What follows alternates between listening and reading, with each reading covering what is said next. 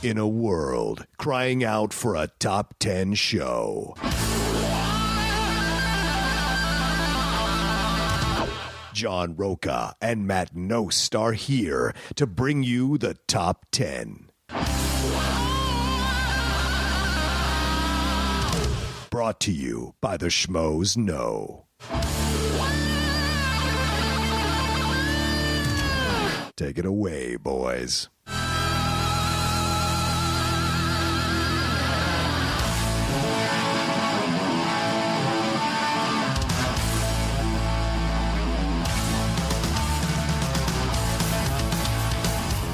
Welcome, everybody, to this week's edition of the Top 10 Show.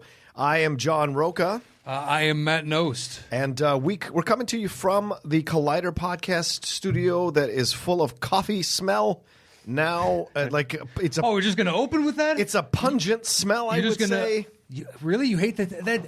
People that don't drink coffee say they like the smell of coffee. It's like vegans saying that the one meat they enjoy is bacon.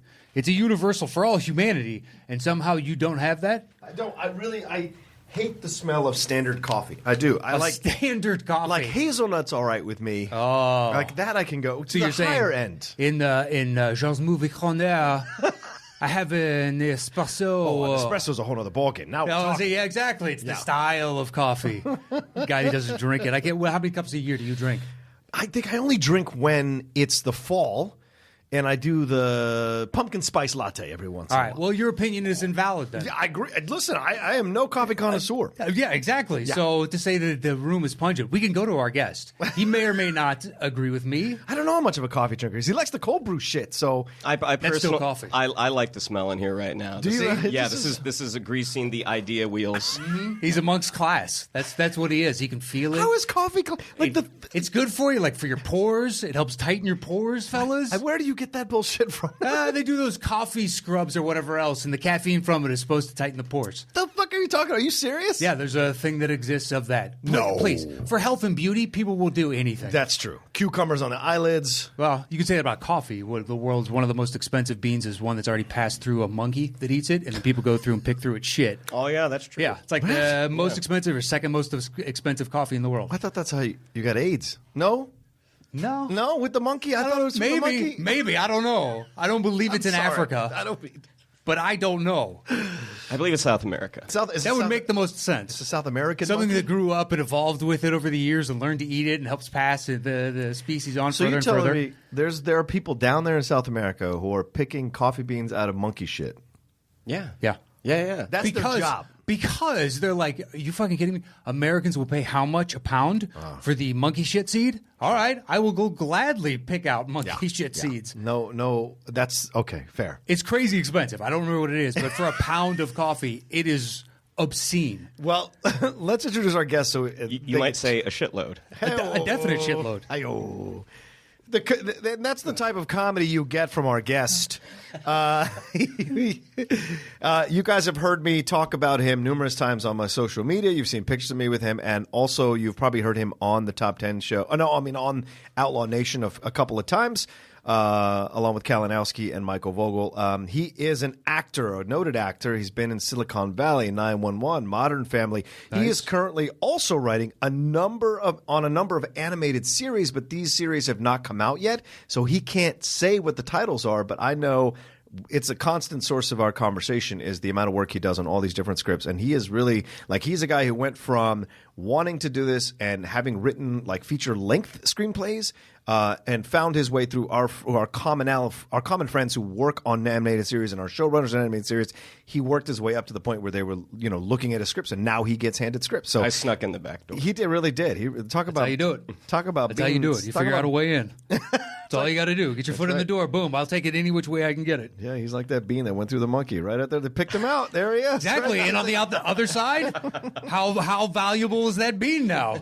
You had to crawl through Andy Dufresne it. You had to crawl through a tunnel of shit. You got out to the other side, though. It was gorgeous, wasn't it? I've written tunnels and tunnels of shit. Well, without further ado, our guest this week, Shannon McClung. Welcome to the show, Shannon. Thank you very much, John. And Matt, very nice to meet you. It's a officially. pleasure. I've heard your voice so many times. John knows this. I started listening to John's podcast as a friend, but I continue to listen to them as a fan. And this one is by far, I think, probably my favorite. Of what? Of what? Of all podcasts? It's of the ones that John Let me qualify this love. The ones that John is associated with. So you are the gold medal winner out of you're first on the medal box. One of three. Let me ask you this, out of curiosity. Sure. Of those one of three, was it like Usain Bolt and we just took a huge lead over, or was it like neck and neck throughout? You're making a sports reference for the guy who does not watch sports. Hey, I watched. Everybody knows Usain Bolt. Do they? Yeah, golfer. Yeah. Yeah, exactly. It's just that's the easiest one I can think of where like everybody knows precisely who that is. You know what? The Cinephiles was up there for me as well because they had me on sooner. Wow. But no, I mean the patter that you and John have together, like I'm not a sports guy, but I can listen to you guys talk about sports because it's entertaining. Yeah, Gorgeous. true. I appreciate that from him. Yeah. He's still a new voiceover guy. Like he occasionally does voiceover. So he doesn't understand you have to talk into the mics. He's talking to the side of the mic. Oh, sorry. Yeah. Am I supposed to do There like this? Well, you go. can Look at turn. it. You can turn the mic. Just do whatever you like with the Yeah. mic. I did not want to mess with anything because I'm not a technical Please, I guy. poured coffee on two of the mics, Yeah, it's true. so it's utterly fine. Trust me, I know. It's utterly fine. It's a pungent smell of coffee in my Gorgeous. nose. I don't think pungent Luxurious. has ever been used to describe coffee. No. Really? I don't feel like that. I don't feel like that's an What's appropriate. pungent is like a smell that It's gets disgusting. indistinct. The bog of eternal stench would think have we've- pungent beyond fathom. I think we've hit the wall there. That's actually the correct terminology. Like Well, you're Sex outvoted. Panther is pungent. it's a smell. Sex Panther. is pungent. Yeah, musk Stings sure. the nostrils. Sex Panther. Yeah. So that being said, but Shannon and I have been friends for a long. I've actually recently voiced an episode of one of those animated series, and he wrote, I think, pretty much almost all the dialogue that they did for that character, which is the first. all the good Is dialogue. this something you can talk about? I can't talk about. Okay. Like I can only say that it's coming soon, and hopefully they sell the series. And if they sell the series, then it'll be great. But it's I don't know where it's at right now. I'm not involved in those kinds of talks. Neither am I. Oh, no, right. Those are several floors. But you've above done where I 2 live. seasons. Yeah. Right? You Yeah, guys yeah. like that's incredible to do 2 seasons of an animated series. It's unreleased, straight 2 seasons? Yeah. Or Yeah, they will have 52 episodes ready to go when, and it's not an if, it's a when. Right. There are larger forces at play in terms. Are you allowed to say who the cast list is or no? Nah. Okay. All right. If there's a season 3, I would like to be asked back. Oh, there you go. Right. All right. So we can't. But you'll see his name soon. I'm sure. Yeah. Yeah. Once he tells me, oh, hey, Yeah. that thing got released, I will actually, seek it out. There you go. Try and find it. Right. Janet, a little background on you. How did you what's your thing with movies? Like what was? Do you remember like your fascination when that started? When you started to like love? Because we've been talking about movies for 20 years. It all stems from Star Wars. It all comes from Star Wars. Okay. I remember, I think Empire Strikes Back was the first film that I saw in a theater, and my dad was in the military, so Right. they would get the second run. The military base movie Right. theater that would play things again. And, my family, like yours, we have no showbiz connections. Yeah. My parents didn't know what to do. And I grew up in Orlando, Florida. So at one point in like the late 80s, they had said it was going to be Hollywood East, which never, they shot Double Dare out there. And I think the Swamp Thing series. Yeah, on and like a bunch USA. of weird right. sports, like they bring 4 quarterbacks down and throw at targets and turn it into an ABC Saturday afternoon show. Yeah. Those were always shot in Orlando, or like the young high school kids before we had all the AAU and all that stuff. Right. They play like a game down there or something like that. Yeah. What's the one with Hogan? Wasn't Hulk Hogan? Didn't he shoot Paradise? Thunder in Paradise. Thunder in Paradise. Was that in Orlando? Yeah, because it was a speedboat. That was Yeah. like his main vehicle. That's They right. had that at Universal Studios Florida, which is where I started working. That was my first professional job. Was spieling at the earthquake attraction. And your ass, you're a committed son of a bitch because you're still at Universal. I wouldn't call it committed. I'd call it fearful. Okay, fair enough. Fair enough. Because when he started at Universal in Orlando, he transferred over when he moved to LA to Universal here and he has never left Universal Studios Hollywood. You been here all that time? Yeah, I went to Japan in between the two. that's right. I started working at Universal when I was 16 in 1994. Yeah. And then I was there for 7 years until I went to Japan for 2 years and then came out here, and I've been here the whole time. So if you were in Orlando from 1994 to 2001, they would have seen you in the Bill and Ted show. Yeah. The Terminator show. Hold on, as what? What are we talking? What roles did you get? In 1999. What kind of royalty are we sitting with? In 1999, I played Austin Powers. Oh, right. In Bill and Ted. That was the one. Yeah, that was the one you came. That's where we met. Yes. Because you and Vogel and all those guys came down from Florida State. That's right. In 2000, I played Smithers from The Simpsons. I played a version of Harry Potter, which they called Harry Pothead. In lieu of the lightning bolt, I had a cannabis leaf. Of course. Drawn on. Wow. Okay, as part for Bill and Ted's? Yeah, because it was a big, it was like an SNL type show. Sure. And, YouTube wasn't a thing back then, so they didn't have to worry about getting sued for using other people's IP. Well, I just like using a pothead character for something potentially kids could wander into because it's a theme park. And Universal's like, we got to get any eyeballs we can get. I don't care. But Halloween Horror Nights has always been like an adult. Oh, yeah. It's supposed to be an adult event. I mean, it's not 18 and up. They don't make it be 18 and up. I think it's 13 and up, but like 13 to 17, you have to have an adult guardian. Like that may have changed now. Yeah.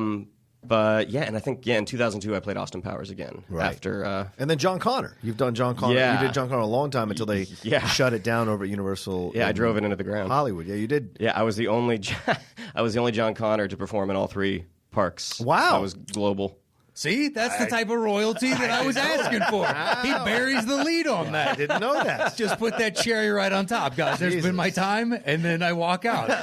I've taught this guy for 20 years. I didn't know that. Jesus. Did you really? I really never knew that. Yeah. I didn't know you were the only one to have ever done it in all three parks. Yeah, well, I was the only John Connor, and I was the first performer. I think they had one or two after me, but I definitely planted my flag. When I was doing the Wand Keeper at Universal Studios, there was a piece of me that wanted to perform it at every Universal Studios in the world. Sure. But they don't let you do that. Like you have to audition At each one? And then they take you in a 1-year contract. You can go to Japan. And Japan's actually fun because they put you up and then they give you a per diem.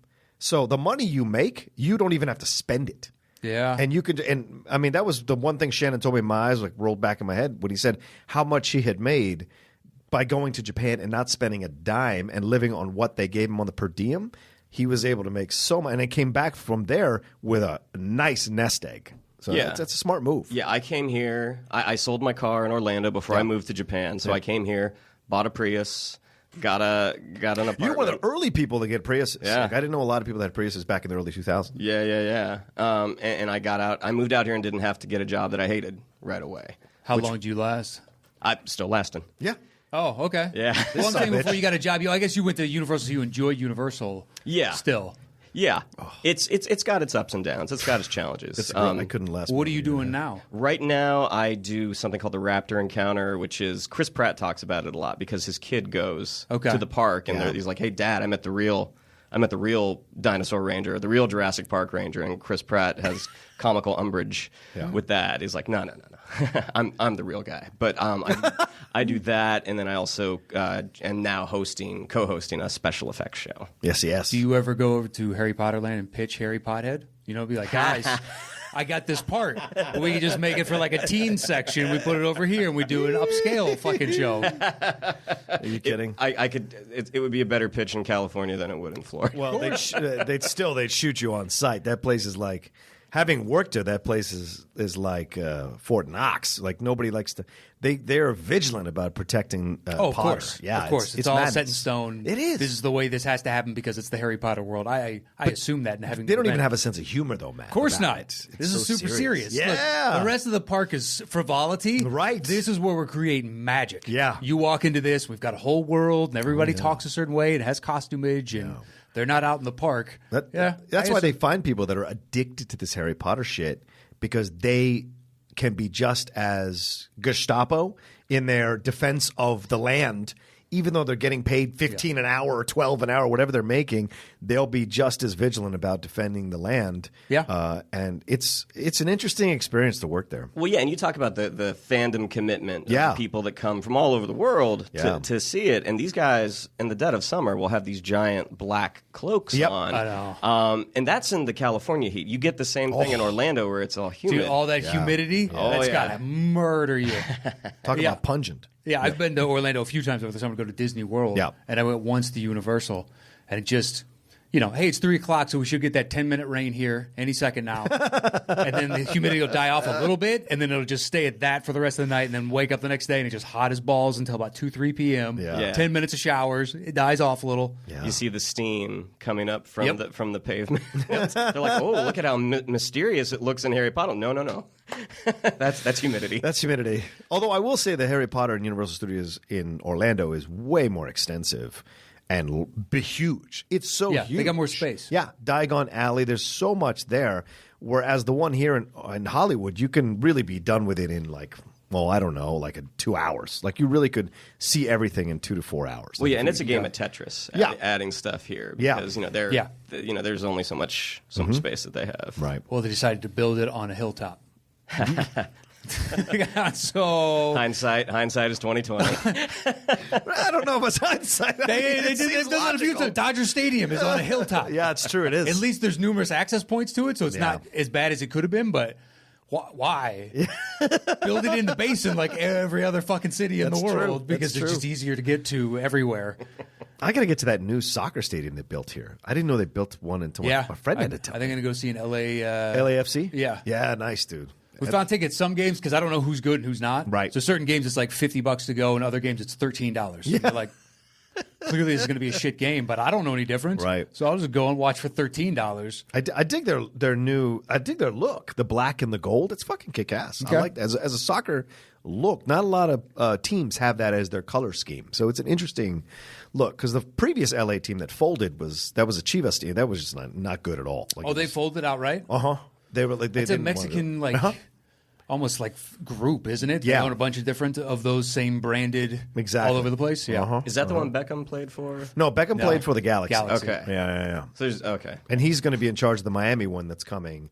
And they had a Miami one before, Miami Fusion FC, and it didn't do well, so they eventually shut it down. Valderrama played for them, a Colombian playmaker, and so I know Rooney might go to DC. Yeah, Wayne Rooney. Yeah. He said it yesterday that he is in final talks. Oh, it's official? Oh, okay. Yeah. Final talks. Yeah, all right. final So they're talks. still doing the dance, trying to hammer out how much money it's going to take to get Rooney to come over. Is he just done at the highest level? He's playing back with his boyhood club, which is Everton. Okay. And so when you were 18 and started out there, and then you go to play for Manchester United, and Manchester goes, hey, you're kind of not in our plans anymore. And then you go back to your boyhood club, which is a mid-table team. And I say this as a Liverpool fan because I'm supposed to hate Everton, but Everton's a decent. But they're a mid-table team.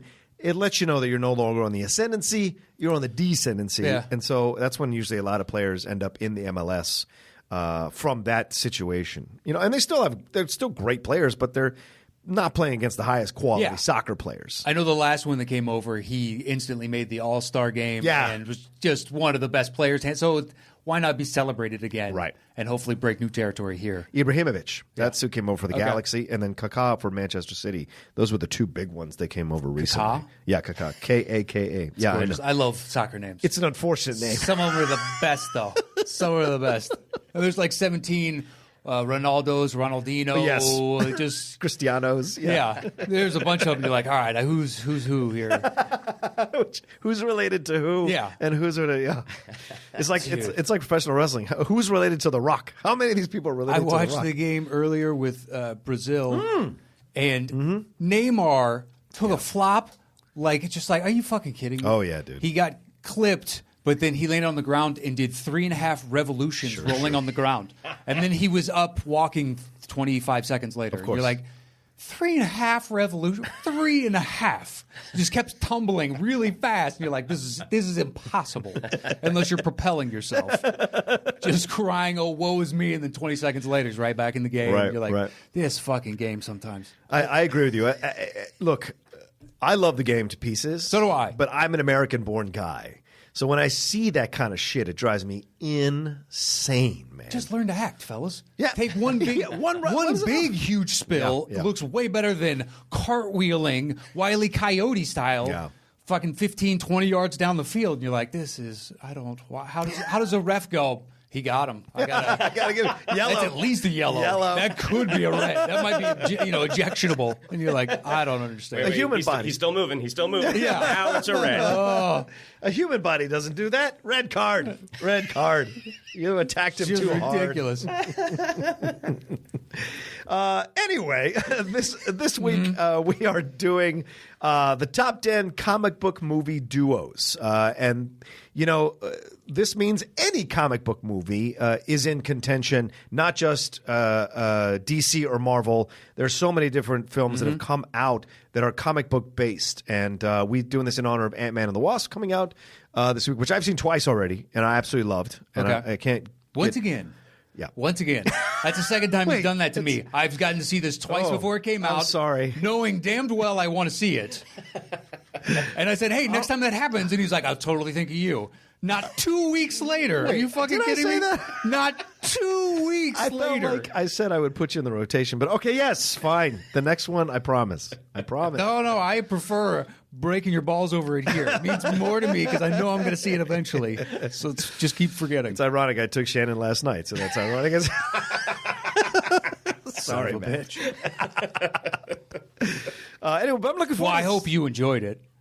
This guy I don't care about. He just gets to go see it 17 times. I hope it was a worthwhile experience for you. It was. Every time John takes me, which is so many times, Matt, it's always a blast. Why'd you gotta do that? We had a nice rapport building. I was allying it that it's the two of us against him for this show. I was laying the groundwork for that, and you sell me out that quickly? If I don't sell you out that quickly, he's not going to take me again. That's true. That's a good point. Very good point. I'm holding the. Do you want to score points in the room, or do you want to go to premieres later on? He's always been a play. He always played the long game. He's always been a long game player. It's smarter. Tessio was always smarter. I'll tell you this much: if you accrue enough points in the room, I do have a Japan package that you might be interested in. Just throwing that out there to incentivize. Nice. Exactly. I would like to go see that country again. Well, you can. I just said Japan. It Yeah. could be anything tied into Japan. Right. I didn't necessarily say I'm going to send you there on a trip. But That's we'll true. see. We'll see. Let's see how many points you get. I don't know. Turn it into a game. Matt, do we have another present from a fan? Yes, we do. Which we will open later in the show. At the end of the show. Okay, at the end of the show. Done and done. I don't know if you want to stick around for that, but we will. Yeah. We might do that there. So, anyway, so top 10 comic book movie duos, Ant-Man and the Wasp. Anything you want to say before we start? No, I took your, because at first I couldn't do it. And I took your suggestion of if you think about it in terms of sometimes it's two people joining up within a movie that's it's not Batman and Robin from the outset. Right. And it's two going on this journey throughout. I was like, okay, that opens up the realm of possibilities now. Yeah. So I think I got there. I didn't squeeze it out like too badly where I'm going to have to overly defend anything. It's just like, yeah, these two went off. Nice. And did their thing as best they could. I did as well as I could. You did. So you had 10 coffee beans amongst all your shit. I did. You found 10. And I had a couple extras in the potential running if I so chose. So the way the show works is once we set a topic, we go our individual ways, show back up here. I do my bottom five. John does his bottom five. You do your bottom five. I do my next three. He does his next three. You do your next three. Then we trade one apiece. And once we've revealed our personal top 10 list, we create the shows between the three of us. Also, if I bring something up and it's in your bottom five, 6 through 10, we may talk about it now. Right. If he doesn't have it, we will. If he does and he has it higher, he'll tell us to punt. You obviously know that to hold on to it for later. Yeah. Right. So right now, just focus. Anything higher than 6 on your list, if somebody brings it up, just tell them automatically they should have it higher and tell them to go fuck themselves and punt. One quick question before we start. What is your favorite episode of our show? Oh, man. Is there one that made you laugh more than... Because we've done some great fucking shows. Yeah, but I don't even remember them. Well, yeah, you guys... He listens to them religiously. I've listened... I don't know what my favorite is. I just finised... I'm in the process of finishing comedy sequels with Sam Levine. And he had some nutso picks. Yeah, I would agree with you. Yeah. From what I remember, yes. Him and Andreyko are the two nuttiest guests we've had in terms of the choices that they made in their lists. Yeah.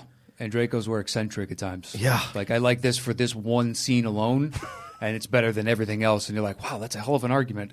Because everything else in that movie I don't care for. Right. I understand what you're talking about with one scene, but you know what I mean? Yeah. The shit's, doesn't smell as much after a while, you know? Yeah. That analogy made no fucking sense. So anyway, I remember Go ahead. he had picked, Andreyko had picked Amazing Spider-Man 2 for something, which I thought was that's what I'm thinking of. insane. But then he defended it very well. I mean, he's a very well-spoken guy. So I was like, well, crap, I can't say no. Yeah, he can do that. Yeah. Well, that just stopped you in your tracks. Got that Marine 100-yard stare right in there. Just look through the table. He's an amazing ability. I've never met anyone who is nicer and more like appreciative than Mark Andreyko, but also has the sharpest tongue I've ever met in my entire life. Like he at a Schmodown I was at, witnessed, he snatched the life out of Andrew Guy when he was playing Ben Bateman. When Draco was playing Ben Bateman, Guy said something from the crowd, and Andrew just went, whatever. I can't remember what he said. And I saw the life leave Guy, and he just sat. He became 5 years old sitting in the corner. Say?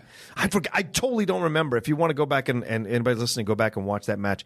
If you see him make an offhand comment, he is saying it to Guy. When he did it, Guy immediately shut up and didn't say shit for the rest of the match. And that's impossible to do with Guy, but he took the life right out of him, snatched it right out of him. And so I'm not surprised when you say that he could talk you into it. He's an incredible writer, so he has a facility of words that are just impressive for things. Yeah. Yeah. He got me to sleep with him, so I'm just joking. All right, let's That's starting to ring a little truer, I think it's not quite that, but maybe a little gay chicken, maybe some smooches. Yeah, I don't know. What was that thing in Wedding Crashers? Hide the sticks. What was the sticks? What was he? I forget what it's called. Oh, hide the sticks. What was it? What was the kid trying to convince Vince Vaughn to do when he was trying to sleep with? When he painted artist the picture. kid. Yeah, the artist. Yeah, he was like saying, "Let's pick up sticks." God, or I don't remember. What was that? What did we do? It was so funny. I forget what he says. Anyway, let's just go if we can't remember it.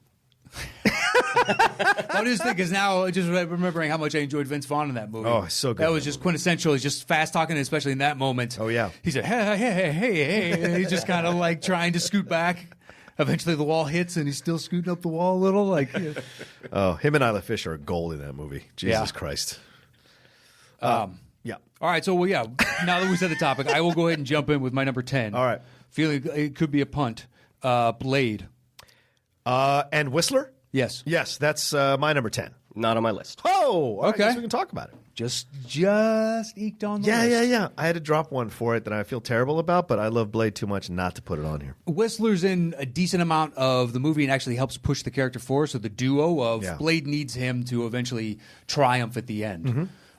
And that's why I liked it as a duo. They are helping each other. Whistler's not there doing all the badass shit with him because he's Blade by himself. That's why it's kind of also lower. Right.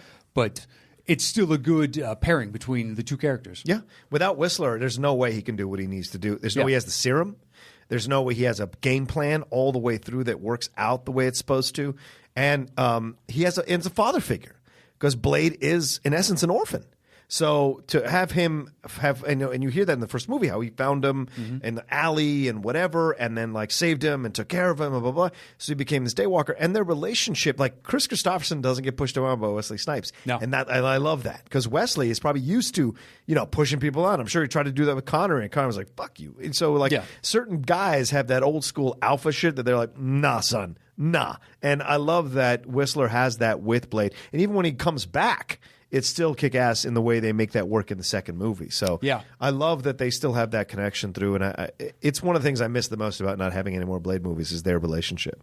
I do like them as a pair, and I feel like modern-day Jeff Bridges has grown into what Chris Christopherson was. Oh, that's interesting. But if you rebooted, that would work. But after, I feel like Blade tops out after that first scene, like the rave, the blood rave. Really? You think that's the greatest scene in both movies, or all three movies? I feel like they hit the ceiling right then, and like it's a fine movie. Yeah, it's not one of my personal favorites, but I feel like it's downhill from there. Really? I actually, Stephen Dorff, I think could be one of the few times I'm like, man, Stephen Dorff was good. Yeah.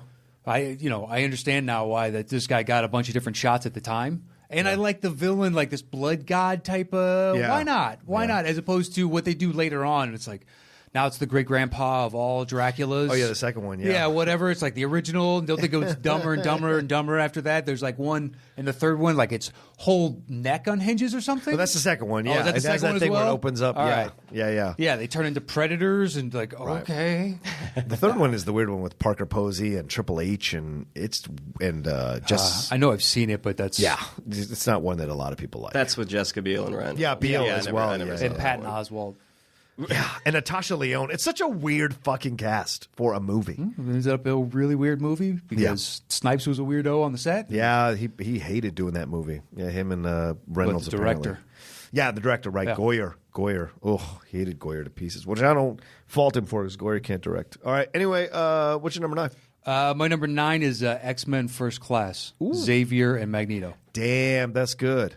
Not on anybody's list? That is not. That's an honorable mention. Yeah, me too. Honorable mention. Okay. Go ahead. Yeah, it's at number 9. I like the two of them. They're two characters that are always kind of circling one another in the other movies. Until now, we've seen the bond, and then you get Days of Future Past where they show up and they're arm in arm in that one. But before, it's like you could see that there was an understanding between the two characters.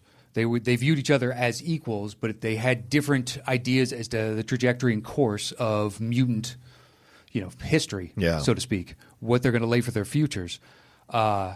Within this one, to see them discover each other early on, try to help figure out their place within the world and society at large, and Magneto dealing with his past and just the overall hatred, but them coming together when it's Xavier basically teaching Magneto to tap into his inner emotions and whatnot, and he turns that satellite. I couldn't believe how moved I was by a CGI satellite dish, fuzzy in the background, actually just begin to slightly move. And I was like, wow, this is really powerful. I feel the bond between these two characters. Yeah. I wish they could do that more, where it's like these two young guys, but they have to be at odds because that's who the characters are. Yeah. But I just like the inception of that now friendship, and you can see it more.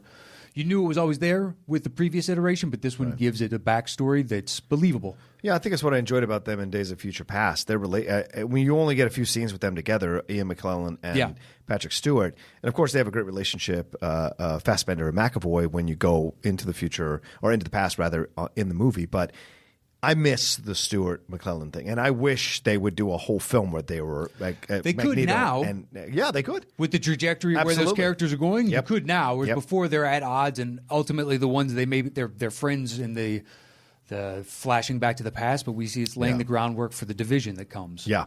I love that movie. I think First Class, that was the first time that they saw that we can make an X-Men movie without Wolverine. Right. And the two of them together, I mean, everyone loved Xavier and Magneto from the first, because it was two great actors, and you had the same thing with McAvoy and Fassbender, these two really accomplished actors, and you got to see, like, normally I think with prequels people kind of like, we know where this ends up, but because where they started was so vastly different, I think that's why it was interesting to watch. Yeah, absolutely. I like their relationship. I like the core X-Men within it, and the 17 kids on the periphery. I could give two shits about that movie. I could give two shits about evolution and Cyclops' older brother and like all these other people. Just like, I don't go away. Shoe fly. Zoe Kravitz, where she's a stripper and then the wings come out or whatever else. Like, don't care. Next. But theirs alone, I can go back and rewatch over and over and over. I think it's fantastic. That's why I enjoyed Days of Future Past more than First Class. I like Days of Future Past more because it's a tighter story. But it's a short. It's like there's only so many. They didn't pair off as well. Yes, as a duo, exactly. So I was just like, I enjoyed that for this. Yeah, understood. All right. My number 8 then is Spider-Man: Homecoming with Peter and Ned. Oh, Peter and Ned, that's a great choice. That's smart. That's good. I do not have that on my list. That is a great choice. All right. I can't wait to see on your list. I obviously missed some stuff, apparently, according to the two of you. I am blind to 3 choices. I have 25 choices. So I had really? Yeah. I think I have like 13. Right. I struggled. Okay, I'm glad. This is a different approach, that's all. I missed something to it. No, but I don't have the ones you've... Like, I didn't think about Spider-Man and Ned. It just didn't occur to me. And that's a great choice.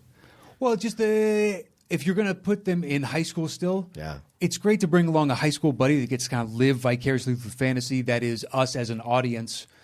And, he's like, I want to be that guy on the computer. And they set that up so perfectly and then pay it off to where it's not overt when he actually goes to do it. Right. It's a nice inventive piece of, we can't have him in the midst of the Vulture nonsense because he'll get destroyed. What can he do from the side? Well, we've taken away Spider-Man's suit and whatnot. He doesn't have all that advanced tech anymore. So Ned can do some of the rudimentary stuff, apparently, because all kids now can do that stuff.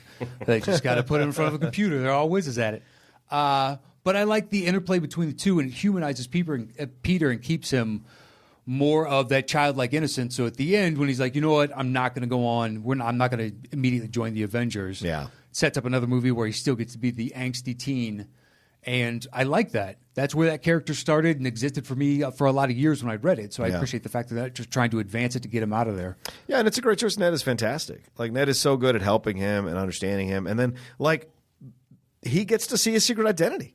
That's a really interesting choice and decision to make with the Spider-Man character, because the Spider-Man character has always been very vigilant about people not knowing his identity because of what could happen to Mary Jane or Aunt May, all that kind of stuff. And to have his friend, like, accidentally stumble on the idea because you buy it that he would be let into his room to wait for his friend, because we all had that friend growing up who could just come over and hang out at your room until you showed up.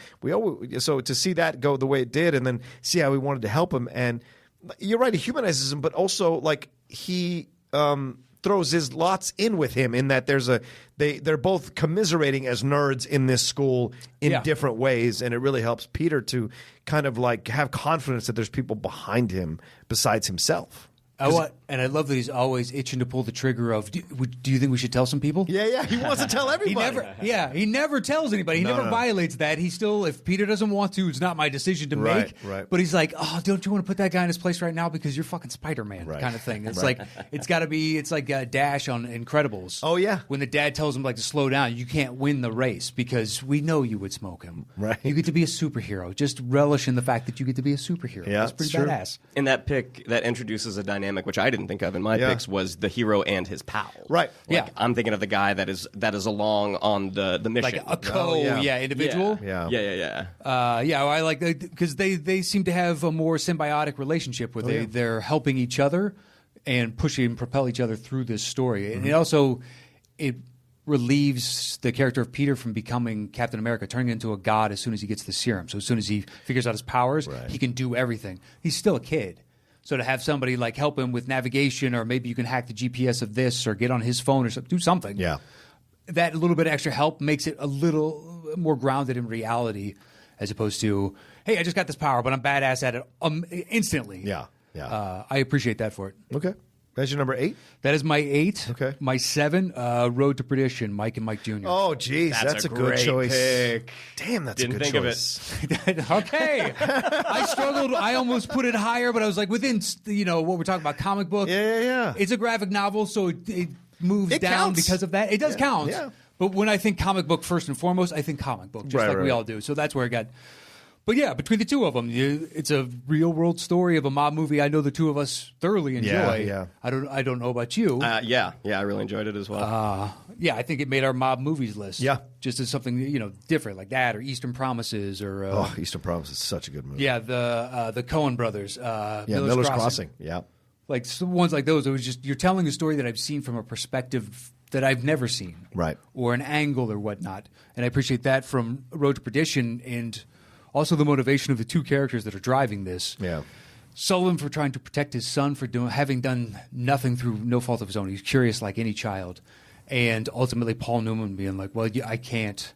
You're putting me in an untenable situation, and you know that. When they have that and they're two strained dogs in the rain, in the fucking...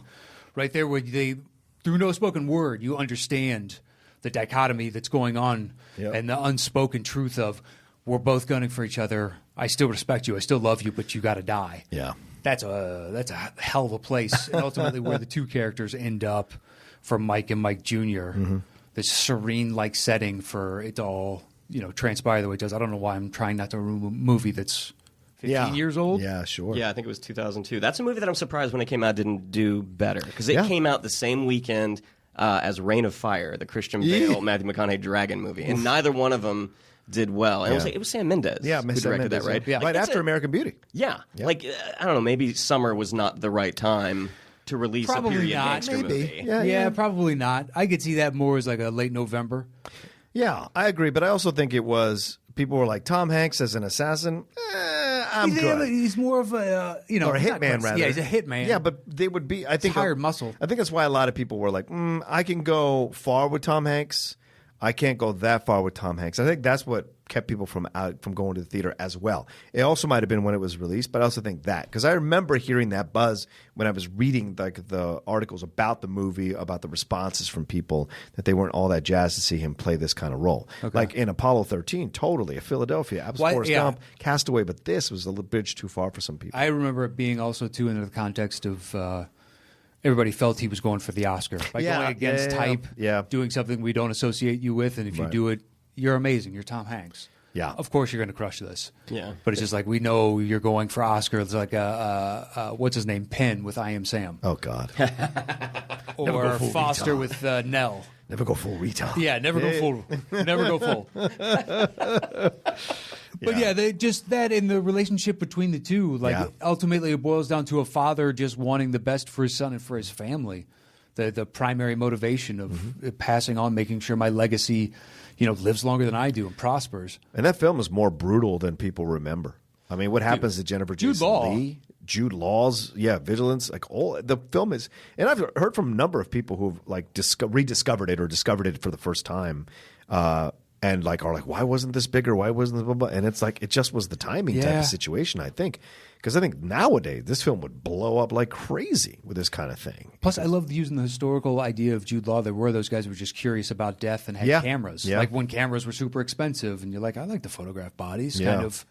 Jack the Ripper days. Somebody, not quite then. We don't have, as mass spec cameras at that point, but still. It's like somebody that's curious and wants to get into that world and finds his way in. Right. Oh, when he kills that dude who's not dead. Oh, with the handkerchief. Yeah. Yeah. To pose the scene that he wants. And he's just so cool. He's more offended that the guy would disturb the beauty that he saw in the death. Yeah. It's a disgusing morality with an individual. How dare you try to live and ruin this masterpiece? Mm-hmm. Yeah. Not there yet. I'm mostly dead. All right, so then 6 for me. This was tough. This was probably tough. So I wanted to choose a Thor movie. Oh. And I went with, technically, because the team up is longer, which is the Dark World between Thor and Loki. Okay. I think if it's in my top 5, it's a punt, right? Yeah. Oh, it's a punt. Okay. And it is a punt. Yeah. Oh, for you too. Okay, fair enough. Okay. For that movie or for a different movie? No, for that movie. Okay. Absolutely. Okay, so my number 10 is, we said Blade and Whistler. My number 9 is Groot and Rocket. He couldn't do it. It's on my side Yeah? list. That is my 8. Number 8. Okay, great. We can talk about it. Yeah, to me, I just enjoy their chemistry in the first Guardians of the Galaxy movie.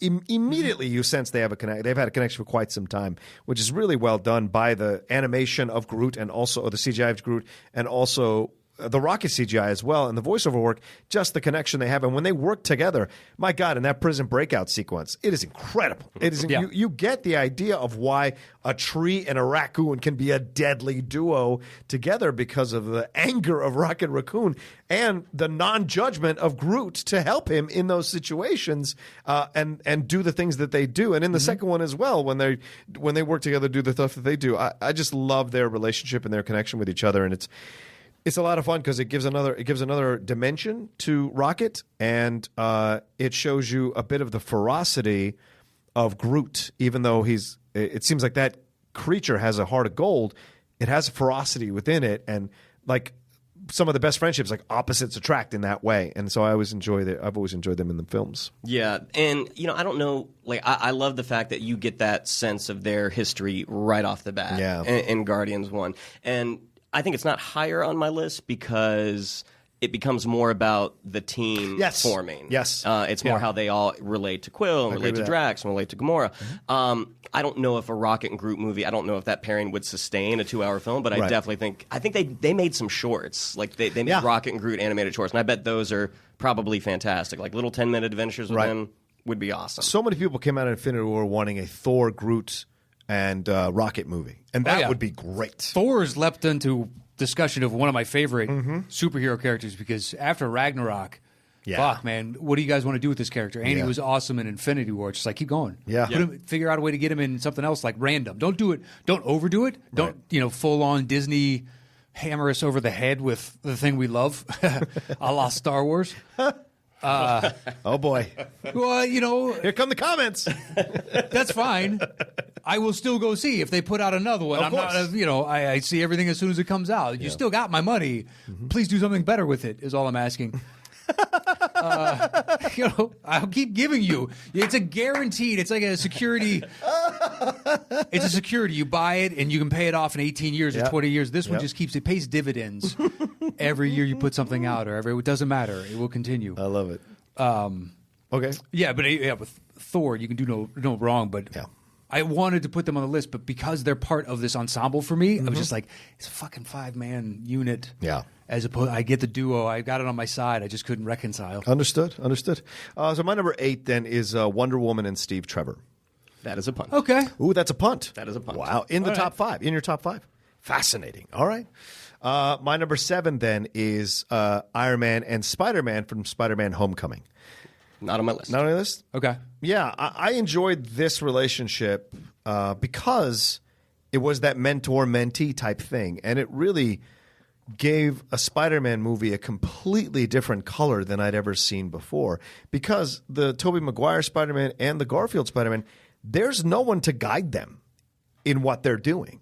Yeah. He has Tony Stark and Iron Man and the aspect of the Avengers wanting to be an Avenger. This is what drives him through the movie. And so having Tony kind of guide him and talk to him, and then the suit is still related to Tony, all of that. And then when they fight together and the things that they do together on the ship, saving that ship, or the ferry rather, all of that goes on. And throughout the whole movie, Tony looms large through the whole thing, and he's trying to emulate Tony. Then you have Happy Hogan involved as well, and which is connected to Tony. So there's so much involved in their relationship that when they get together and do stuff, I love it to pieces, and it just feels very familiar, and it works because the Spider-Man character lends itself to having some kind of guidance, in essence, because Uncle Ben has always been like the de facto guide with everything he's done, but having an actual adult male train him through and then throw in the perspective of the first Iron Man where he had to figure it out on his own how to do this. So the lessons that he's trying to teach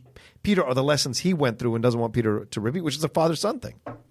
Yeah, but you can agree that he's kind of a shitty teacher.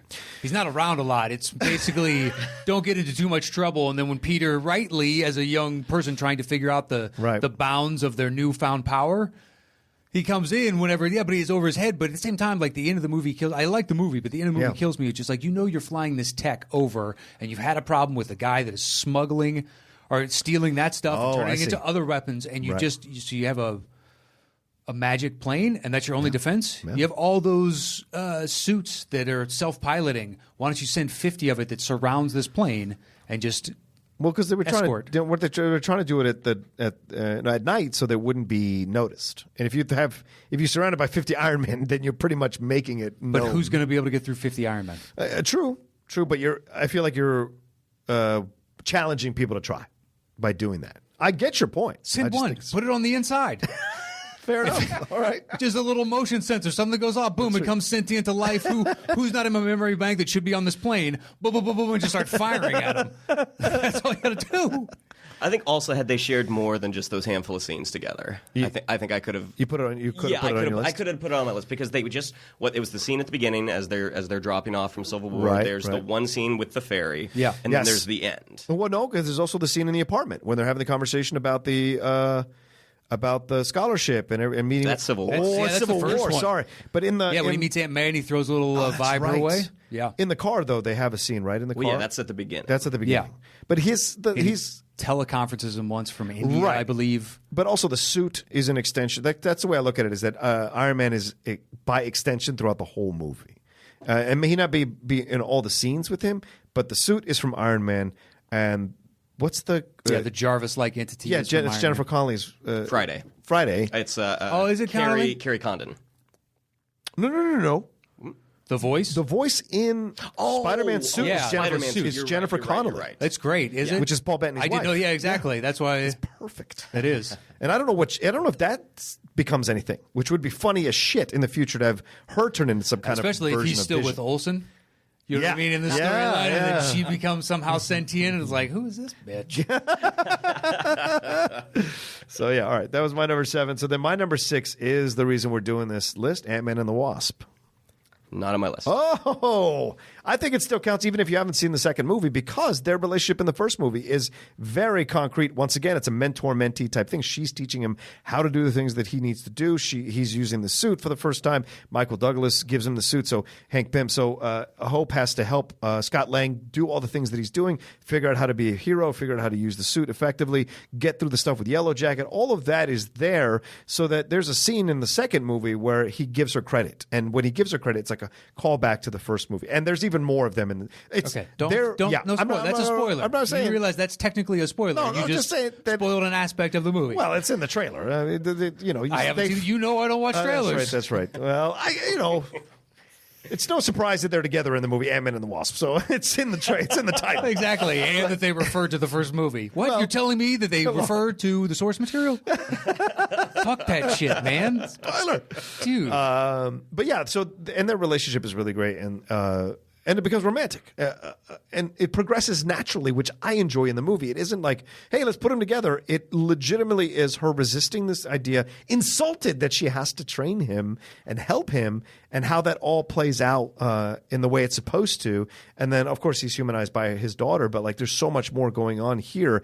And if it wasn't for her guidance through this whole process, there's no way Hank could have got him through this process because he's such a cantankerous fuck. So Hope is the reason that this whole thing works. Yeah.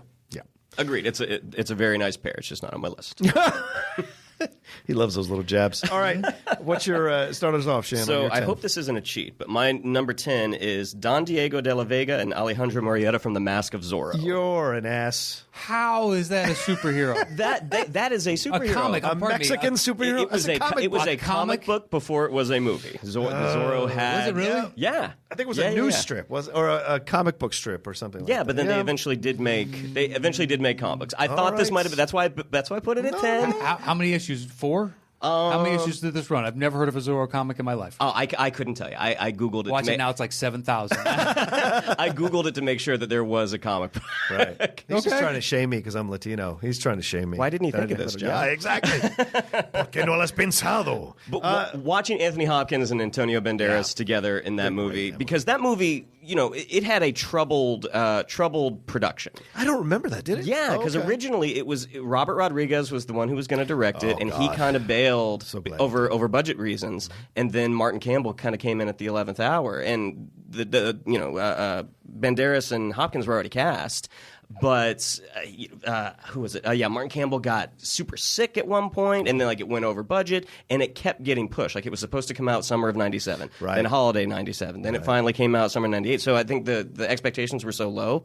But then to watch this comic chemistry that the two of them had together, I thought was fantastic. Even though, if you were to make it now, I don't think we cast an old Englishman as an old Spanish noble. Jeff Daniels. But I thought the two of them working together, incredibly funny and just a lot of fun to watch. It was too bad that Hopkins, the second Zorro movie did not do well. God, the second Zorro movie it's real bad. Yeah, it's bad. I've tried to watch it on 3 or 4 separate occasions to try to finish it, and I can't. It's just so terrible and an insult to that first movie, because that first movie is gold. Yeah. It's so much. And Zeta really? Jones. I remember... Really? You didn't seeing it, but I don't remember. I don't have one emotion attached to that memory whatsoever. Okay. I don't know if I liked it or disliked it. It was just kind of meh. Interesting. That's where it is. That's the memory zone it's in my brain. It's just I know I saw it, but guy in a mask with a cape. Superhero. Yeah, saving those less fortunate. Absolutely a superhero. I can't deny that. Yeah. He had a comic based on him. I got Road to Perdition is about mobsters. Yeah. Fair. All right, so my number 9 is Scott Pilgrim and Ramona Flowers from Scott Pilgrim versus the World. All right, I gotta hear a defense of this. Oh, that was Ramona does nothing but walk around and whine about their fucking boyfriends. Incorrect. She helps out when they have to fight Roxy, Mae Whitman's character, and she also helps out at the end. And she does help out at the end, but that's not a duo. That's a trio because Knives gets involved. But she also, when Scott doesn't want to hit a girl, she stands behind him and holds on to his fists and holds on to his legs and actually fights Roxy through Scott. Right. And as Matt demonstrated, you don't necessarily have to fight because Ned and Peter from Spider-Man Homecoming, that's still a duo. Yeah, but Ned's doing the computer stuff to help him find all the stuff. Yeah, he's facilitating, whereas she seemed reluctantly a bedfellow on some level. She was happy to be there, but at the same time was reticent because of all her past boyfriends and all that stuff. So they were a duo, but it's not like she was fostering and help at every turn. She was helping every once and again. But it's not like she was rah-rah like some of the other bandmates or stuff like that. Right. To me, at least. Well, So clearly I'm being shouted down. No. Well, it's on the bottom of your list. So the likelihood of it making a combined 3-man weave is pretty slim. It's pretty slim. You know how the show works. You got to defend your choices. This is how the show works. You know it is. So I think this is another. Well, Rocket and Groot was my 8. Yeah. So I guess this will be another one to throw on the pile. Who knows? David Dunn and Mr. Glass from Unbreakable. Oh, see, this was a Duo means they're buddies. They're helping. That's not a duo. But we don't find that out until the end, though. That's true. Doesn't matter. That totally matters. Well, because it gives you the motivations of Glass the entire time, and it's nefarious. He's only, yes, he's helping him, but usually a duo implies it's for good. I'm helping you against a cause, as opposed to the cause is revealing who you are. Right, but if Glass hadn't helped Dunn figure out who he was, they wouldn't have saved those kids at the end. Yeah. But do we need to know who Dunn is? You know what I mean? If you're going to bring this into the real world, is the collateral damage of what? 600 people? Would you guess? At least dead for this one. But we don't know that till at the end. beginning. Yeah, that's because the thing. As we saw from the end of Split, he is still out there, hopefully doing good. Yeah. So maybe, is 600 worth 600? I don't know. Has he saved that many people? I'm not sure. But I just thought I thought their relationship was super interesting, and watching him foster Bruce Willis along to only find out that he was doing it for the wrong reasons. It's a great twist. Yeah. I thought it was interesting. Oh, no, when it happens and he's yelling from the back. Yeah. Because the first time I walked in, and I wish I had known this is an origin story, because I would have viewed it through a different prism. I enjoy the living shit out of that movie now, knowing that, going back and rewatching it. I think the second time, I much more enjoyed it than I watched it the first time, because I had the expectation. It just took forever to get there, and the reveal. Whereas as they're setting it up, you notice all these little things throughout. You're like, wow, he did a very subtle but thorough job of creating a world, and I appreciate it. Now, I can't wait for the third movie in the series. Yeah, Matt and I had a very similar experience with the movie. We both walked in, did not like it the first time. We watched it, and it wasn't like he had the same thing. Like Michael Vogel told me to watch it as a superhero film, and that changed my entire appreciation of the movie. And I don't know who told you to watch it that way, but I think it just maybe viewed it like that. Yeah. You know. Yeah. It totally changes the perspective of the movie. Does. And I don't think it ruins it at all. Nope. It only enhances. Like, this is a superhero origin story. Right. Go. Yeah, I think in hindsight, the marketing was not right. Like they did such a good job of keeping it a secret that nobody knew what it was. Yeah. And it was only until the end they're like, oh, it's the first act of a superhero story. There's no way they do that now. No. It would heighten the superhero aspect of it all. Exactly. The fight he has with the guy at the pool. Yeah. That's probably into the first act, where we see the hero triumphant for the first time, and then he falls in the second act when Glass reveals himself. Third act is they have a tete-a-tete at the end. Something along those lines. That's why I wonder how Glass is going to be, because it's legitimately now a superhero film. You have to look at it that way. But he's been in an insane asylum, hasn't he, all this time? Yeah, I don't know. See, that's what they showed at CinemaCon. They showed the footage of Sarah Paulson as the psychiatrist, and both the Beast from the second movie, from Split, and Samuel Jackson and David are in the room with her, because it's about people who are who think they're superheroes or villains, and they're just regular people. So they think it's a mental thing. But that would make no sense to me to have David in the same room with a man who assaults and kills and rapes and cuts up women, and a dude who sets up accidents to kill a bunch of people. So a mastermind. A mastermind. So I think that was just shown for CinemaCon. I don't think that's going to be in the film. I'd be shocked if that's in the, because it makes no logical sense. Because David never killed anybody. Right. Why would he be in the same room with these two nutsos? Or if it's just a massive shift in tone and becomes a buddy comedy. Oh, for God's sake. It's all of them in group therapy together. Yeah. All right, so my number 6 is Agents J and K from Men in Black. Oh, good choice. Okay. Son of a bitch. That's a great choice. The two of them together, like that, I think that was the first time that we really got to see Will Smith come into his own, because Independence Day, that was an ensemble. Yeah. But watching him and Tommy Lee Jones together, and then obviously the second movie is a black eye on the franchise, but then to watch Josh Brolin take over as the younger version of Tommy Lee Jones. I enjoyed that one. It was really, really good. I did too. Yeah, but a lot of people shit on it. I was like, wow, this is perfectly. What do you expect from Men in Black? Like, this goes back to straight the quality of the first one. Yeah. Why are we complaining? I think too many people do that. Too many people lionize these older films. Why? and then turn it in like Ghostbusters. Don't you dare remake that Ghostbusters, blah, blah, blah. Like, and I'm like, did you see the second one? So, fuck off. Like, it was terrible. And so, you know, this same thing with this film. You're like, I don't mind the second one. well, fine. All right. I think it's Vigo horrible. the Carpathian? I think the second one's great. You're out of your mind. You're both crazy. The guy that plays the museum curator, the actor's name is Yeah, Peter Peter McNichol. McNichol. Yeah. Boom. He's great. He is awesome. That's what keeps me coming back. Just him. Right. but Vigo. He's very funny. He's awesome in it. Right. And the first time that you actually got to see in the Noisy Cricket, the tiny little gun that Tommy Lee Jones Yes. hands Will Smith and to watch it Yeah. send him across the screen, like those are moments that were like replicated over the next 20 years. Yeah. But them as a pair, they are fantastic together. I agree with you. They have great chemistry. And you're right. It's that Will Smith. I forgot that was a comic book. Yeah. Yeah. And Tommy Lee Jones. Just once like Zorro. You know, everybody knows. Just like Zorro. You know what? Now that you say that, 100%. I believe Black that. and white panels. Totally the same thing. That comic book needs to use that as their tagline at the bottom of every issue, just like Zorro. I think you'll sell an extra couple, like 20% units overall. Just like a Zorro.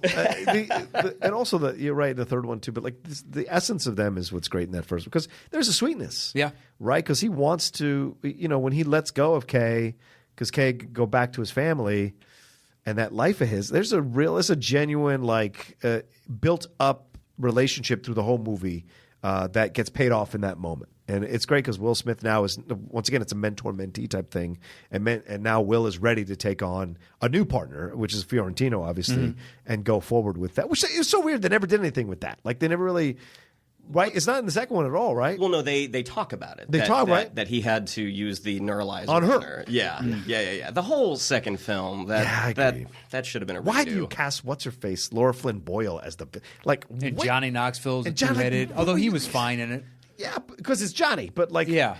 What was Laura Flynn? Like, she was way past her sell-by date to play a villain in that film. You know who was really supposed to play that part? I think was Famke Janssen. Oh, she'd have been great. She was originally supposed to be, I think it's Serlina is the name of the character. Oh, yeah. And then she dropped out, and Laura Skeleton Flynn Boyle. Yeah. There's nothing about her that felt... Like Parker Posey playing the villain in Trinity. I was like, hey, get the fuck out of here. Come on. Well, I mean, you gotta be believable. Yeah, but she plays like a bitchy version of Dazed and Confused girl in that. That's what Like I mean. That's what I was like, this is in a Blade film? I know. It was close, I guess. It was tacking Just the things petulance of somebody who's already gotten to live forever. And Yeah. how dare you, mortal, try and come to disturb my... And Cooper was almost worse as Dracula. Ugh. Horror. It's the whole reason I never watched Prison Break, because of him in Trinity. I was like, I'm not watching that show ever. But I do enjoy him in Legends of Tomorrow. I thought you were going to say commercials. Those Joker commercials are good too, because he's playing on his overacting ability. He does that in Legends of Tomorrow as well. And so I'm like, okay, good. As long as you understand you're overacting, we're all good. We're all good here. Because when it's in Trinity, he kills me, man. Blade, are you ready to die? Get the fuck out of here. Oh, and also Men in Black Agent, one of the roles I played at Universal Studios No. Florida when the ride first opened. It's got a special place in your heart. It does. These movies. I was Agent U. Agent U? Agent U. Wow, one of the last recruits. Yeah. Almost one of the last recruits. They've got to have so many. They Is it went Agent past Z? you. You weren't last. They went to that double letter thing, Agent Double A. Did you enjoy doing, like, what was the aspect of that? With what were you supposed to do, like guide the people in there? Yeah, no. They just wanted, and they don't have many more, but they just Dance to Men in Black. That- Here yes. that is comes the Man in Black. That is exactly what it was. Stop. Exactly. Oh, okay. No, we were just atmosphere. They just wanted guys and gals out in suits.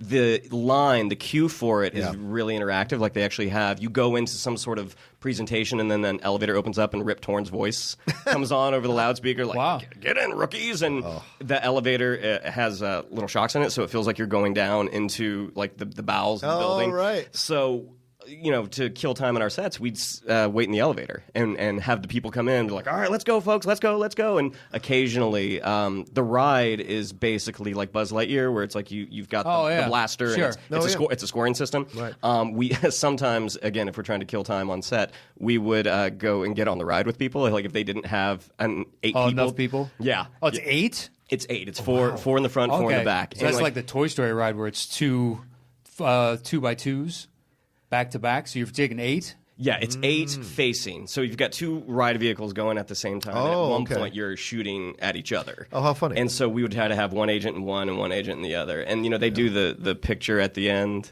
And so, the agents all knew where it was, so we would try to do some crazy pose.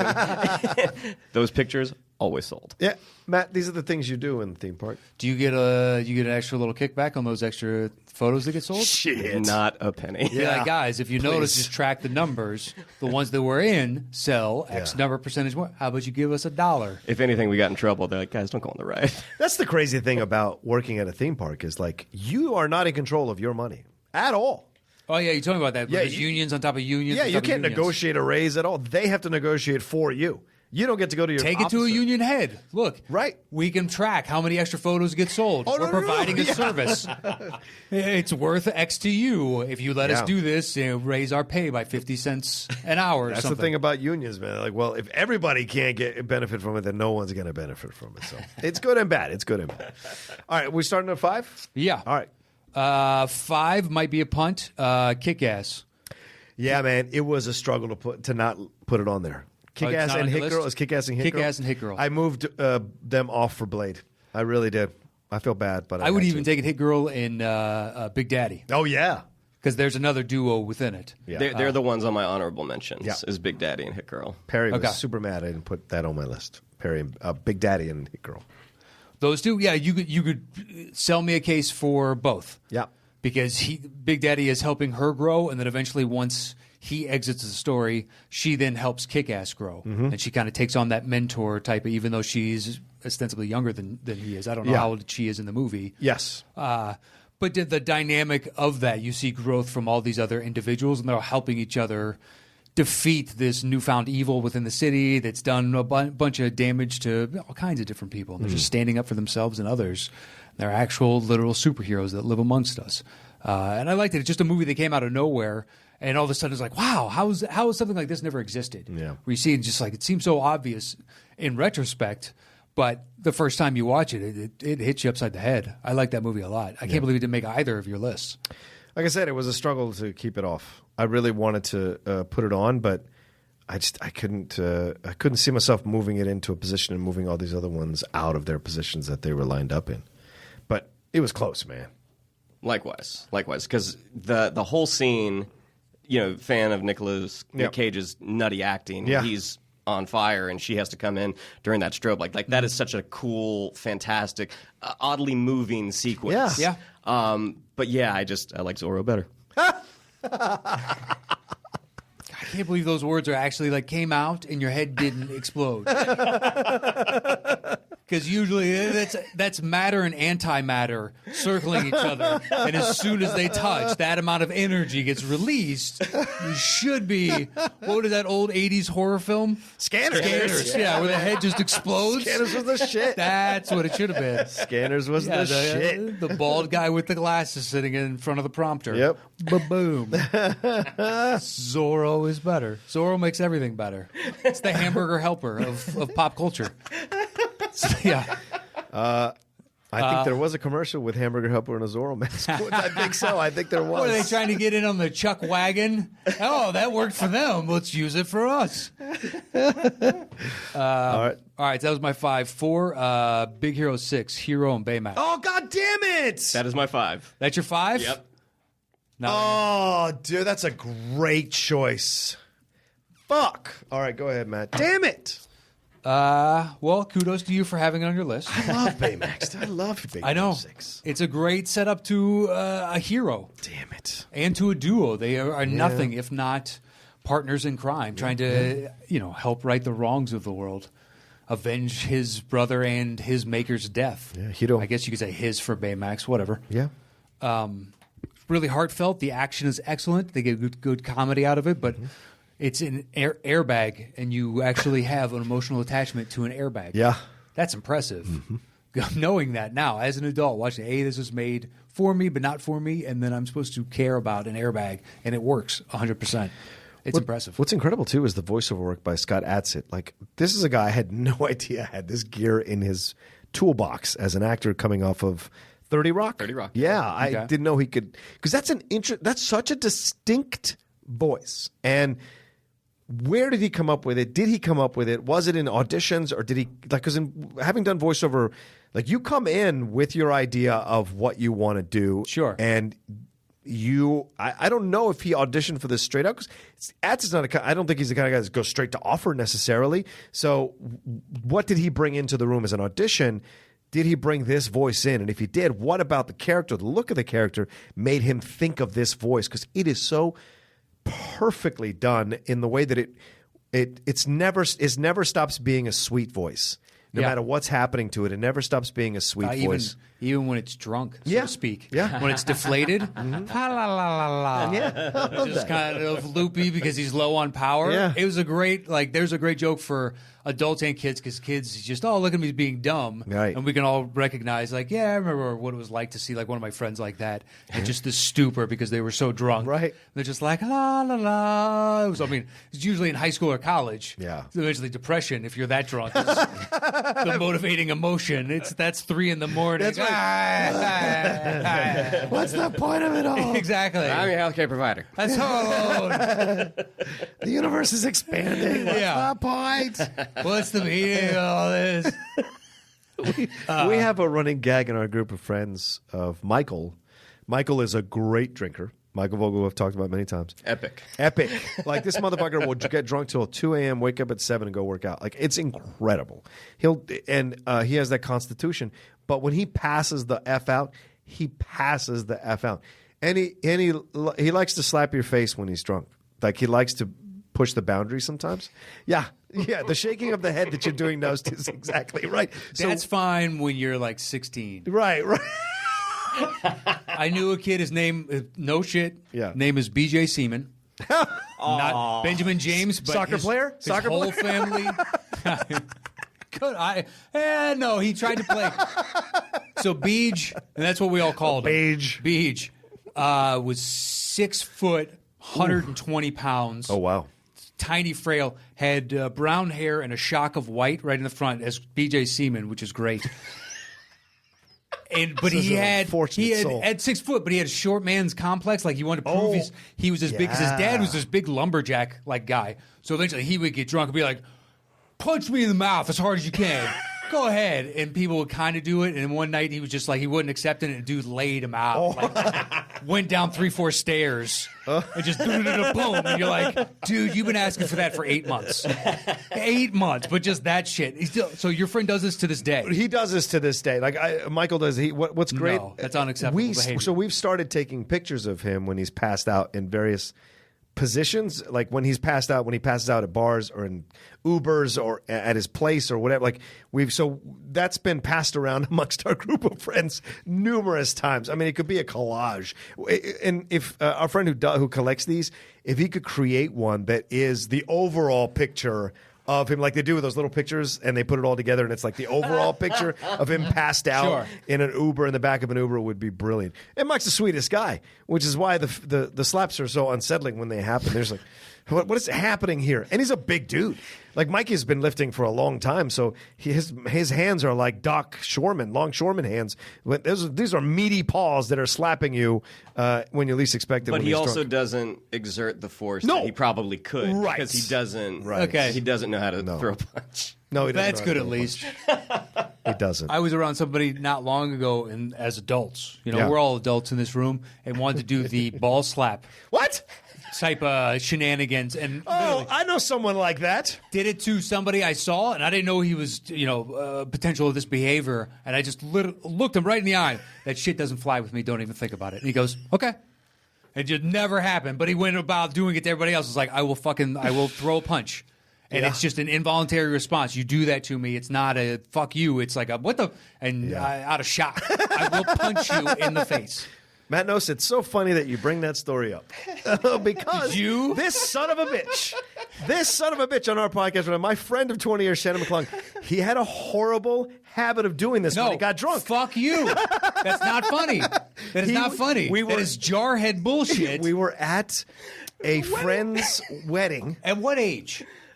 5 years ago, 7 years ago? Ridiculous. 7 or 8. For shame. It was just Game of Thrones. If we could line up a street and we all ring bells and say shame. 5 years ago. So we're this was like what? 7? It was with Jamie Jean. So maybe 8 years ago. Yeah. 8 or 9. 8 or 9 years ago. Yeah, we were Still untenable. I agree. It wasn't. We were at. It was in Laguna Beach, or what was it? I think it was Dana Point. Dana Point. All right, so we're there at a hotel. Then we go to the wedding, and we have the reception, and I'm at the bar getting a drink for Jamie and I hear these stories. And I start hearing these. Josh Moon comes up. Our friend Josh comes up. There's a murmur amongst the crowd. That's what it is. It's like in a zombie movie when all the people are running one direction, and the people that haven't seen the zombies yet are going, "What the fuck's going on?" So I'm at the bar getting. Josh Moon walks up, and walks up. Yeah, he is. Oh, his last name is Moon. Yeah. Okay, I thought. He is literally meant he walks up. No, he walks up and then punches me in the nose. Oh, wow, the story just gets weirder and weirder. Josh walks up and he goes, do you know what Shannon's doing in there? I go, what's wrong? Because he was so mad. And Rightly so. And Josh is one of these Buddha motherfuckers. Like, he never gets mad about anything. Mm-hmm. And so he was, and I'd never seen upset this a man's chi is what that does. It does. No end. That's more namastes than he has time for at a wedding to recenter himself. It's not funny. It is not funny. That is wrong, patently. And I go, what? He goes, yeah. Shannon is just walking up to people and then randomly ball punching them on the dance floor. And I go, what? This is not true. Because I'd never seen him exhibit this behavior before.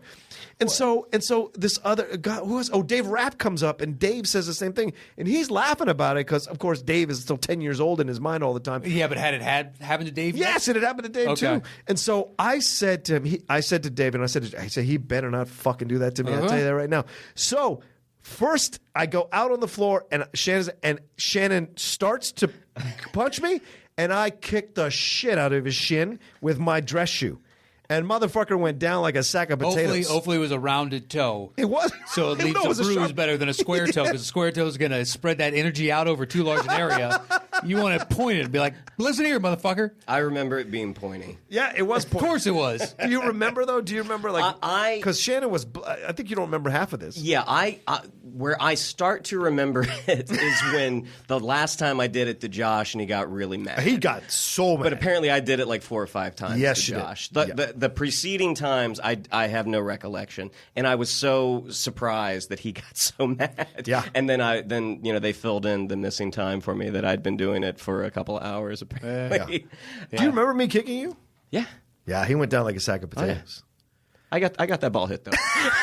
He did, but he paid the price for it. But that was a very unique window. Yeah. I didn't do it again. No, you didn't. That's why it's a funny story, because it wasn't a consistent thing. But it was incredible story. Once you say that, just like you were blackout at that point, all right. That's what he claims, though. That's what he's claiming. No, I can't, because I got a bunch of those where the next day I'd be like, do you remember you doing this last night? No clue. Nothing. What did I do? Sometimes it's funny, and other times like you have to go apologize to somebody. Like, I'm sorry. I apologized profusely to Josh, and I felt eternally guilty. Whenever I see Josh, I don't apologize every time, but it's close. You still? Oh, really? Yeah. I didn't know that. How funny. He doesn't listen to this podcast, right? No, he doesn't. Okay, yeah. I apologize every single time I see him. I was just so shocked by it, but yeah, rightly so. That's why I kicked the shit out of him. I'm not a violent guy. You're not. That's why I was like, I have to teach you a lesson. It's not a conversation. That is not a conversation, right? People walking up and slapping you in the back of the head. That's a conversation. Ball punching? No, son. Slapping in the back of the head too, though. That's just fucking disrespectful. I agree. Team pat would be a little weird, but at least it's positive. Yeah, sure. Okay, all right. What's going on? What do we got to get in? Where Yeah. Is it time, coach? My dad used to do just drive me nuts. Anyway, all right, where are we at? I forgot where we're at. We're at my number 3, which is V for Vendetta. Oh, shit, with Natalie Portman. Yeah, Portman and Hugo Weaving Damn. as Evie and V. I did not think about that one. Fuck, that's a great That was choice, I know Matt. it's a graphic novel because I heard of it counts. before the movie came out. I remember the lead up to. Oh, Yeah. this is actually something that's longstanding. It was it's in the same realm as Watchmen to me. Where Well, it's Alan Moore. yeah. Yeah. But graphic novels had been put out that I hadn't read because I stopped reading comic books. That people were like, look, if you're going to go back for something like this. Yeah. Because it's meaty, there's substance there, and they started doing it across mass spectrum. With characters that I loved, and I've gone back and read some Batmans and some Supermans and stuff like that. And be like, here's a really good story where they took an interesting angle, and the reality it lays ends because it was just kind of a run, just the run of this story specifically.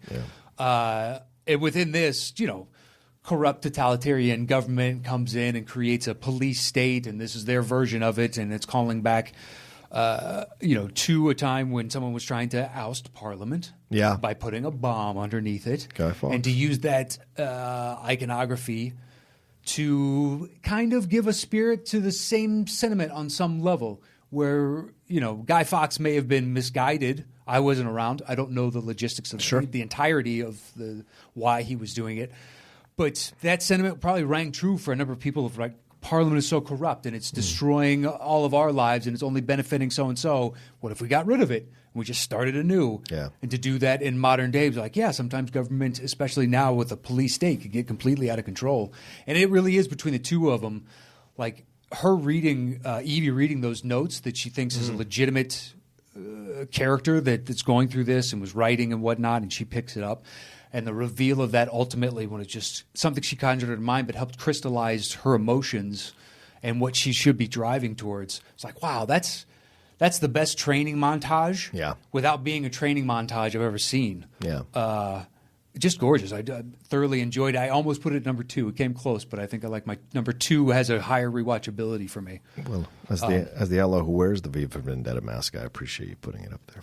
Yeah. I feel ashamed. I can't believe my 3 and you guys are both staring at me like, fucking dogs stare at a magic trick. Wait, no. To use not my line, a hackneyed line. Fellows are...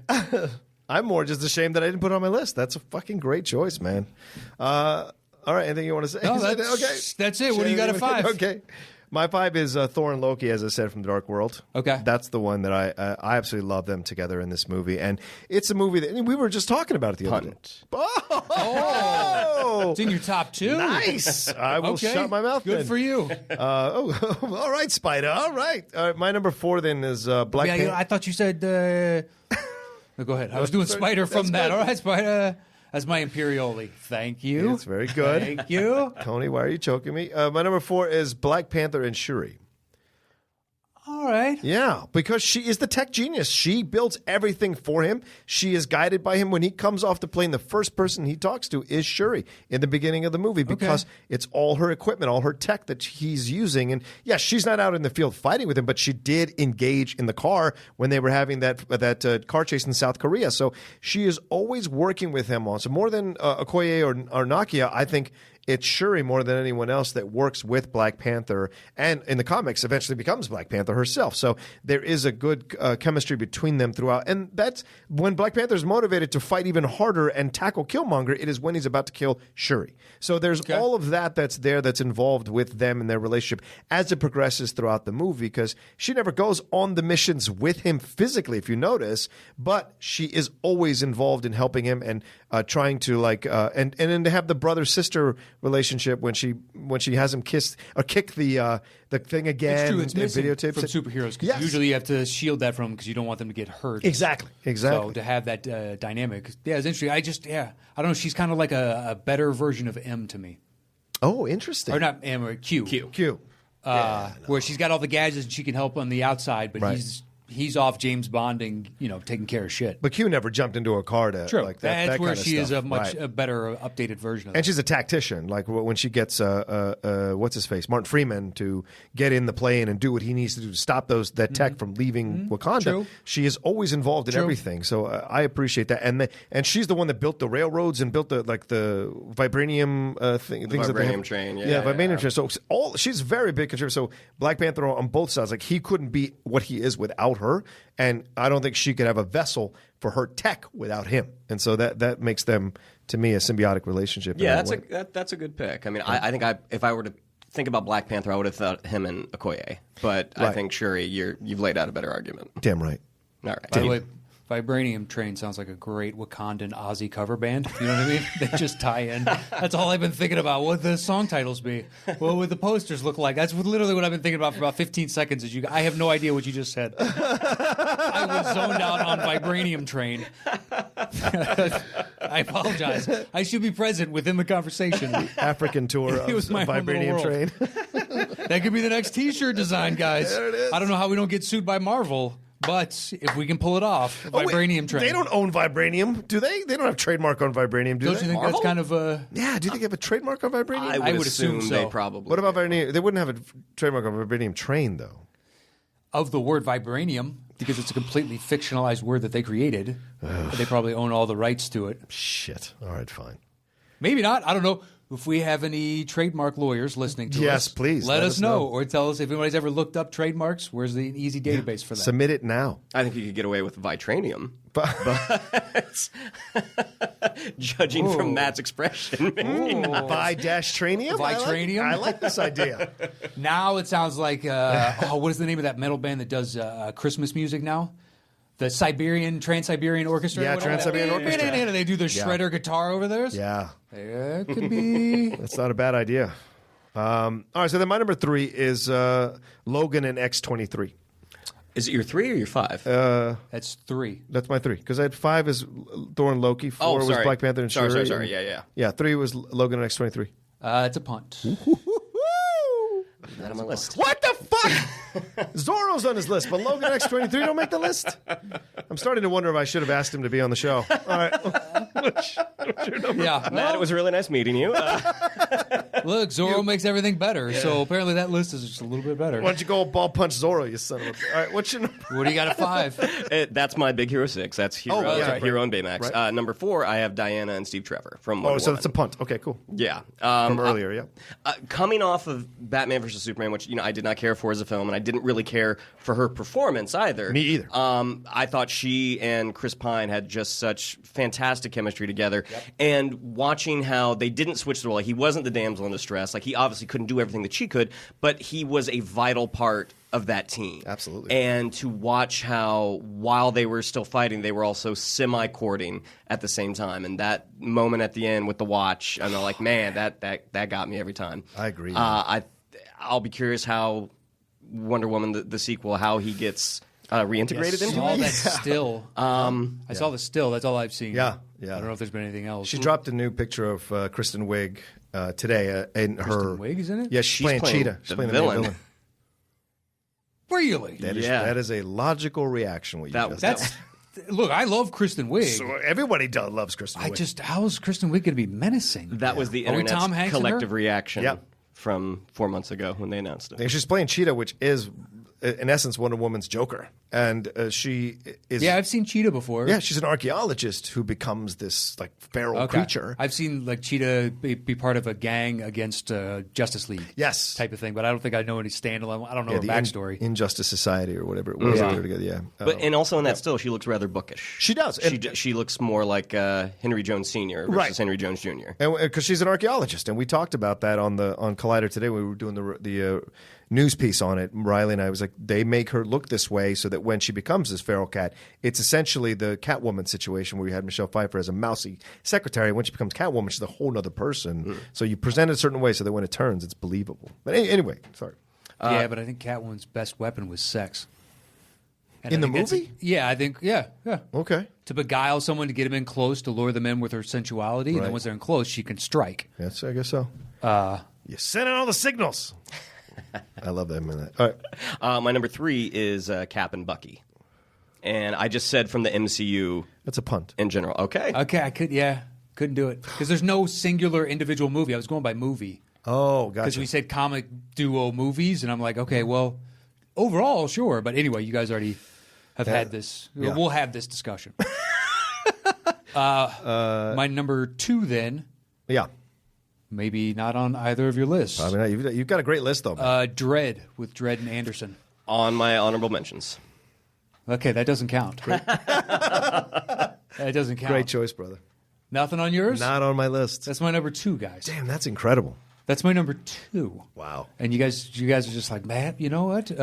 This side list that neither of you have written down has a lot of movies on it. I have physical proof in front of me. And you guys have nothing. Just you can do that every time you make a mistake. Oh yeah, just somehow Blade is better than this. Really, Zorro is better. Zorro is better. I can't read that script from over here. You can be showing me anything. It is on the honorable mention on my phone. Damn, I didn't think about that one. Dude, Fuck. That's the perfect. They get trapped in a tower that gets underlocked with blast shields come down, and they have to fight their way out. And it's just the two of them. And this is solely they have superhero aspects of it because Dredd is amazing with the gun and assessing all those tactical situations, and she's got the the psychic ability to where she can read people's minds and stuff like that and kind of foresee the future of inevitable outcomes. Who's the actress that plays that? Do you remember? I want to say Olivia Thirlby. Oh, was it Thirlby? I think. Oh, okay. I couldn't tell you what else she's in. And I know her picture when I looked it up for this because you get her character name. I was like, wow, she looks, because they put her in a wig or something in the movie. Yeah. And she looks like herself, but not at the same time. She's in Juno. She plays her best friend in Juno. Oh, okay. No clue. She is one girl that I thought was going to blow up. Because she's a good actress and she does these independent things, but never quite. Like, I think Anne Hathaway took her slot. I think Thirlby was going to be a Hathaway, and Hathaway took her slot because they're very similar in essence and appearance. Okay. Yeah. I think if it were a movie that I had revisited more, then because I only saw it the one time, and when I did watch it, I really really liked it. But once it left the theater, I just never it never got back on my radar. I think I've seen it 3 times since. Right on. I think we saw it together. If I'm not probably, yeah, probably. Oh, did you take him to a screener of that too? No. Oh, Matt, it was so much fun. Before we knew each other. Wow, this feels like do me a favor. Next time he takes you one of these, ball tap him on the way out. And we'll call it even. We'll call it even. That's from Knost. You might have a trip to Japan in it for you on that. He's not expecting it. He's in the middle. He met a lady there, perhaps. Really go juvenile on it. Just put me down to my knees on that slab. No, that's a great choice, man. That's a good film too. It's one of those films I have not bought yet because I'm waiting to get a 4K television. When I feel comfortable spending money on a 4K television, slow-mo drug, exactly, so I can appreciate that film.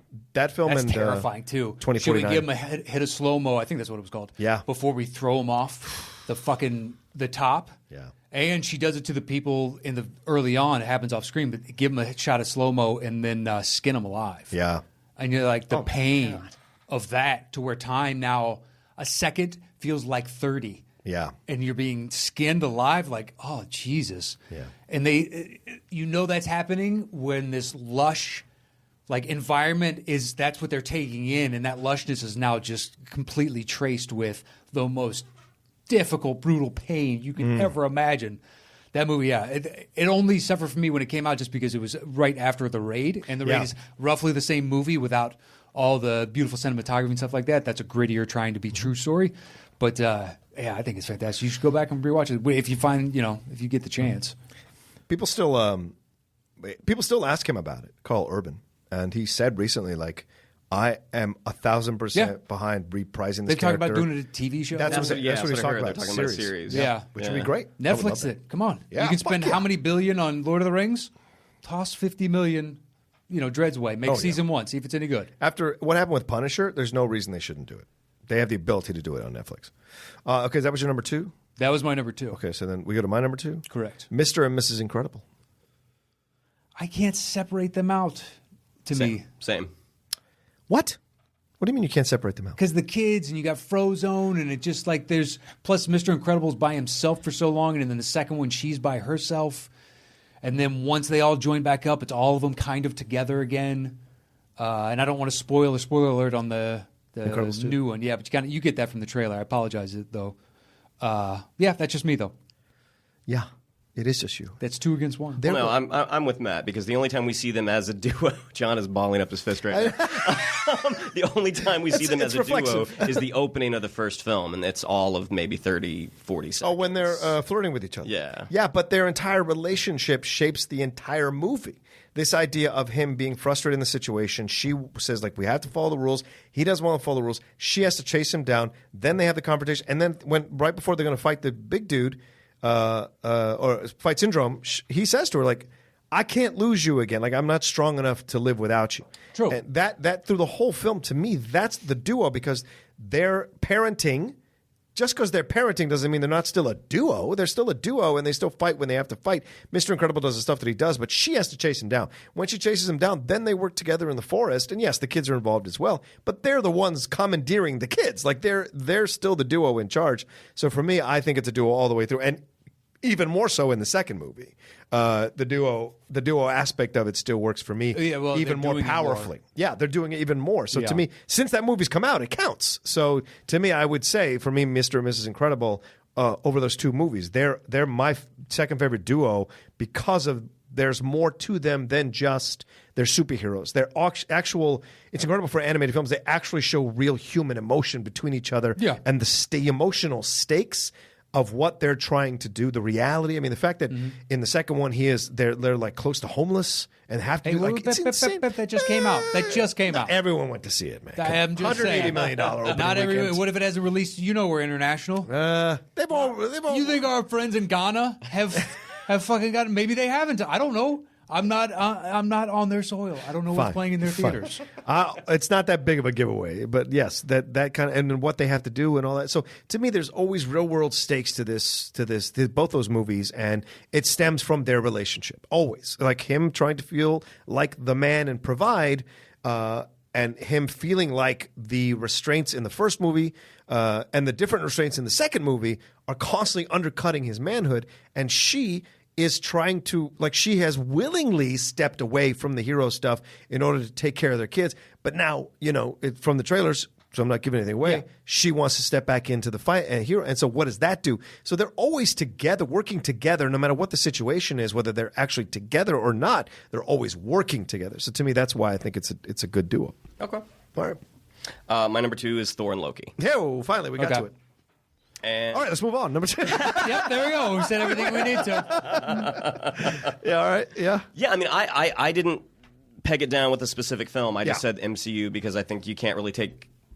You watch how they are in the first movie, whereas he is the villain. You move to the second movie where they begrudgingly have to work together. And then the third, which is just so much fun. I mean, even though they are working together, Loki is always scheming, but there's so much fun to watch together. And, Well,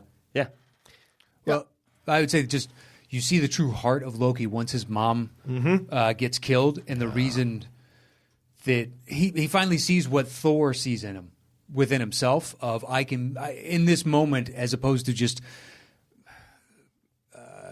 dumbing myself down to my lowest base needs. Yeah. I can stand up for something and do something and stand with my brother and right what I feel is a wrong and have, as opposed to just trying to weasel my way out of the situation and live to fight another day, stand up for something for once.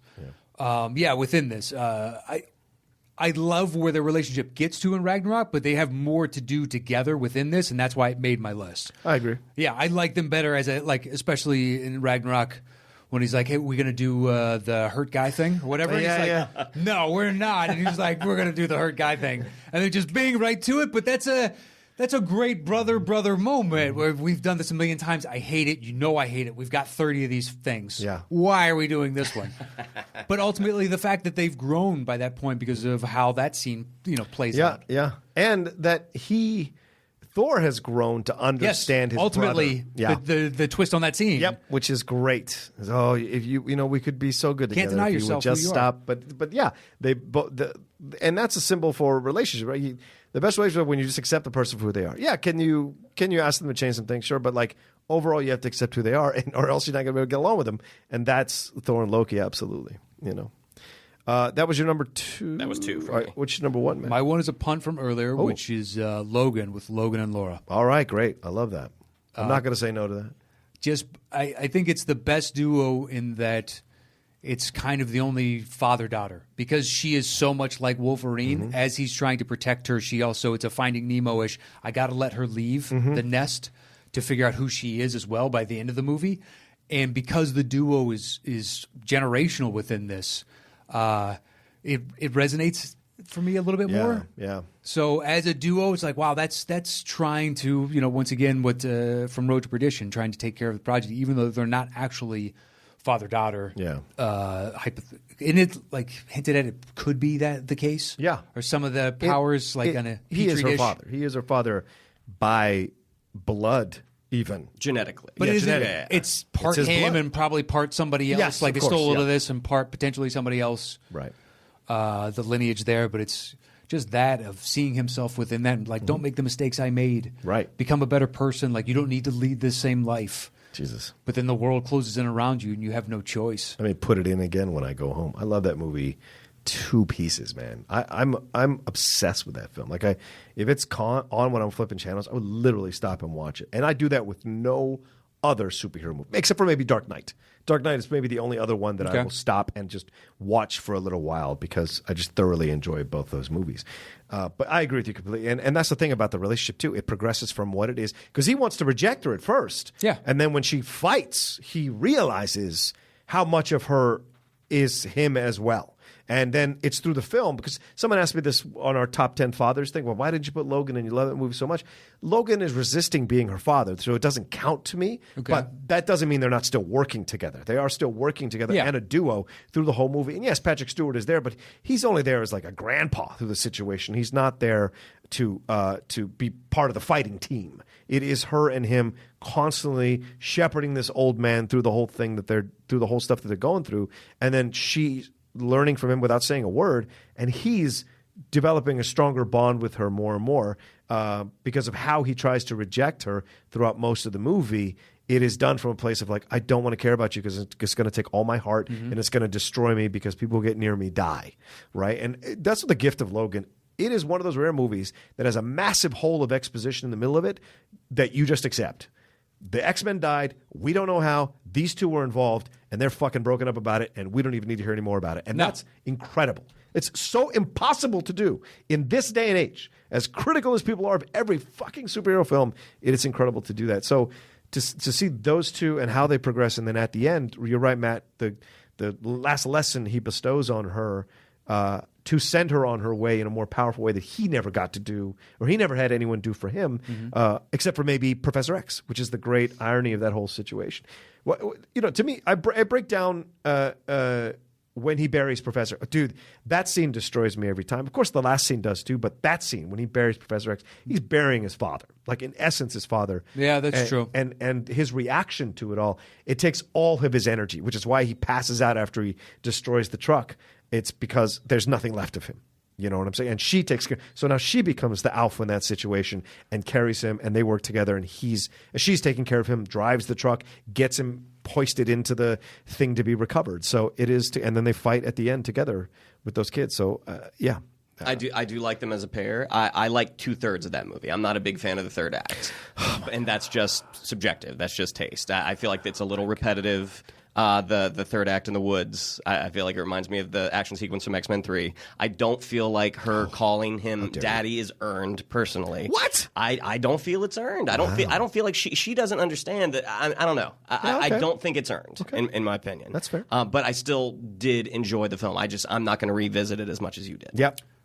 I just think I was so excited the third act is ending and it didn't destroy the entire movie like the previous Wolverine. Sure. How they fucked up every other Wolverine. And the fact that they actually landed this bird for the first fucking time, I walked out like arms up. That was a touchdown, guys. You finally did it. And I don't value it higher because it took them this long to get Wolverine right, one of my favorite characters from comic books. Yeah.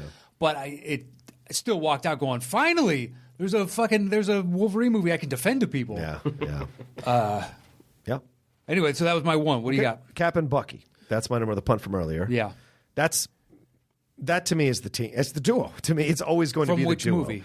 From all of them. I mean, because you start with... This is where you guys cheated. No. It's called, duo movies as if we're talking about individual movies. I didn't agree to that. I thought it was comic book movie duos. So to me, it wasn't like specific movies. So... for me, Cap and Bucky... Seems arbitrarily convenient. So is yours. Just saying. Oh, yeah, mine is letter of the law by definition, how we understand English words work. And you're like this, Well, this is Wikipedia, so I can update this if I want to. I don't have to be a verified source to change this definition, and I don't agree to that. I'm a little worried about how I'm going to do the falsetto now. I'm going to get it right. So anyway. Oh, yeah, we still need bongos. Yeah, we do. I'm going to get those in a second. But Cap and Bucky, to me, because of their relationship in the first... Well, if you want to even pare it down to one movie, First Avenger is fine with me.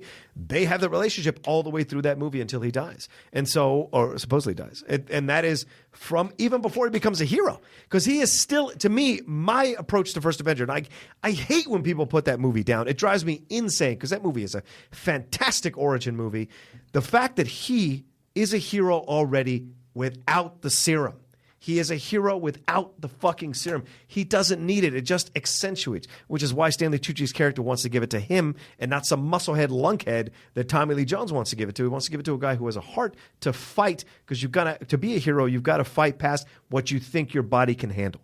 And you see that all through the movie with Cap, with Steve Rogers, when he's like, especially in that scene, when he's just like, I can do this all day. It's such a great moment, and it shows you everything you need to know. And the relationship with him and Bucky, because he wants to be like Bucky. Bucky to him is what he would wish to be like. All the girls love Bucky. Mm-hmm. All the dudes love Bucky. I'm just this scrawny kid that everyone thinks is an afterthought or the runt of the litter.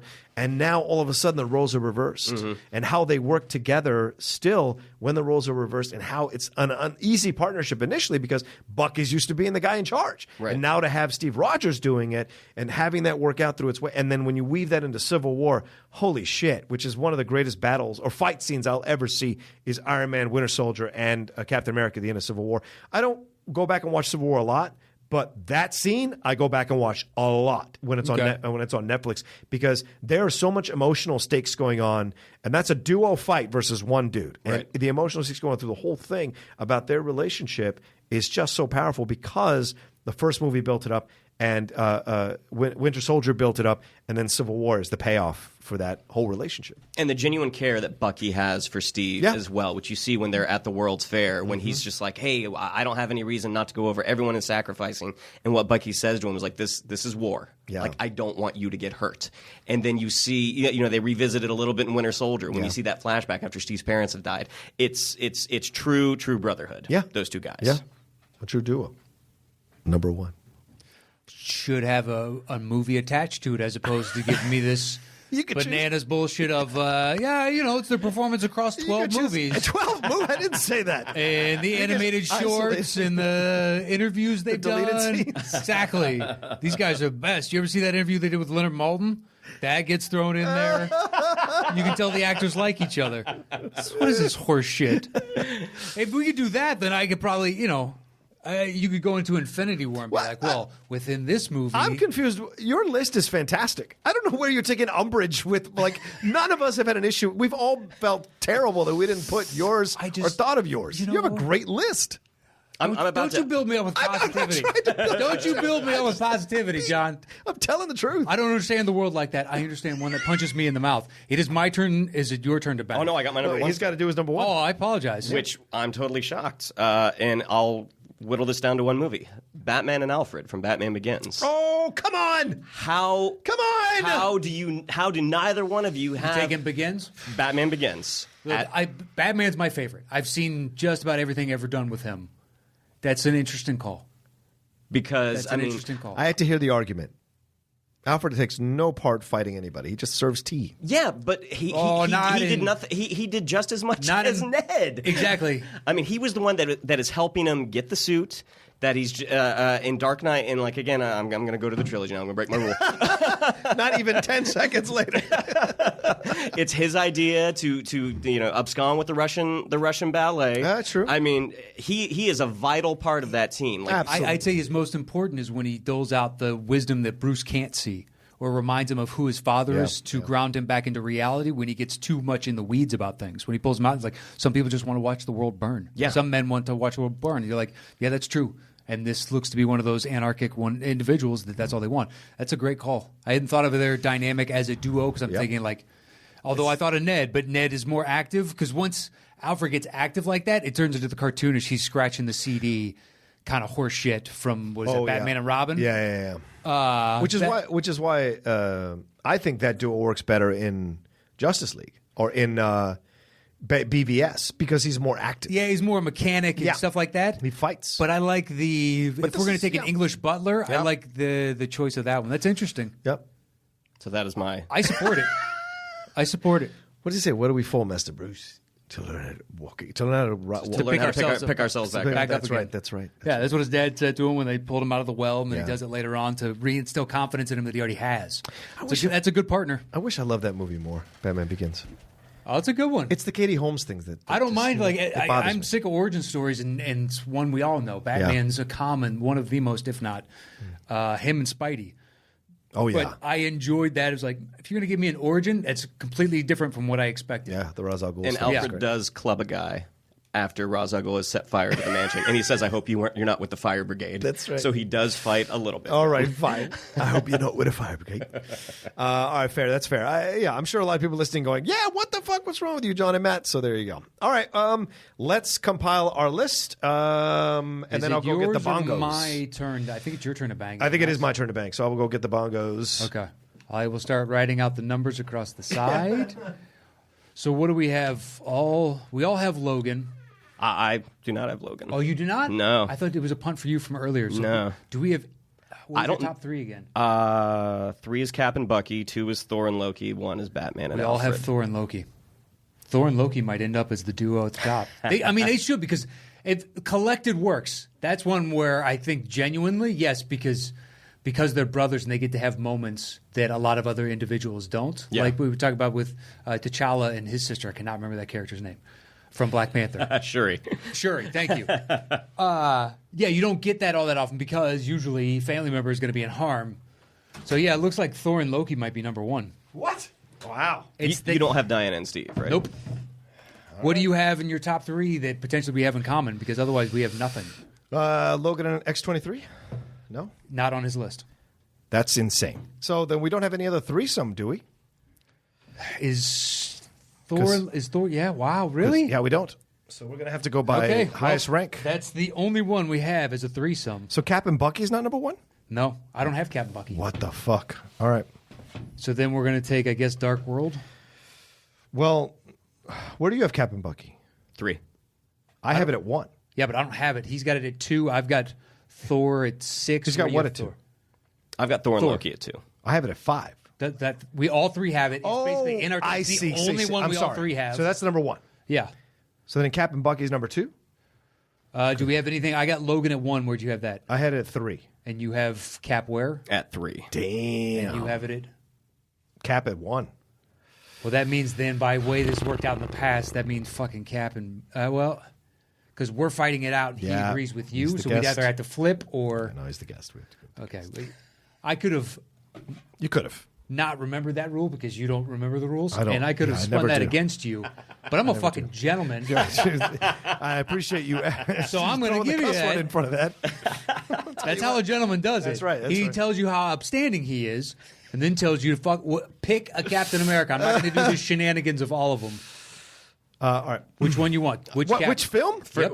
It should be First Avengers. Okay, fine. You are changing the rules. That is not. We're doing it for every other one. We have a specific movie we're doing it for. All right. I'm warming up my fingers. All right. Well, all right. Logan and X-23 and Logan, I guess. Yep. And then I have Mr. and Mrs. Incredible. But no one has that at 2. No one has that. No, What- I got what do you- Dread at 2, and then your top 2 are done, right? Yeah. Oh no, you don't have. Oh Batman. no, I don't have Batman and Alfred on. His number 1. Yeah. But we have Rocket and Groot together. We do, and we also have, but we have Blade and Whistler, but that's lower down the Yeah, thing. Big Hero. Where'd you have that? I had it at number 5. I've got that at 4. Okay. Do we have any other commonality amongst us higher than 4 or 5? I don't think so. No. Okay, Big Hero 6. It's an interesting list, man. Threw in the wrench. Yeah, I know, right? Well, right. everybody did. Everybody had different At this choices. point, then, I would say it would go Batman, Alfred, Okay. because that's his number 1. Sure.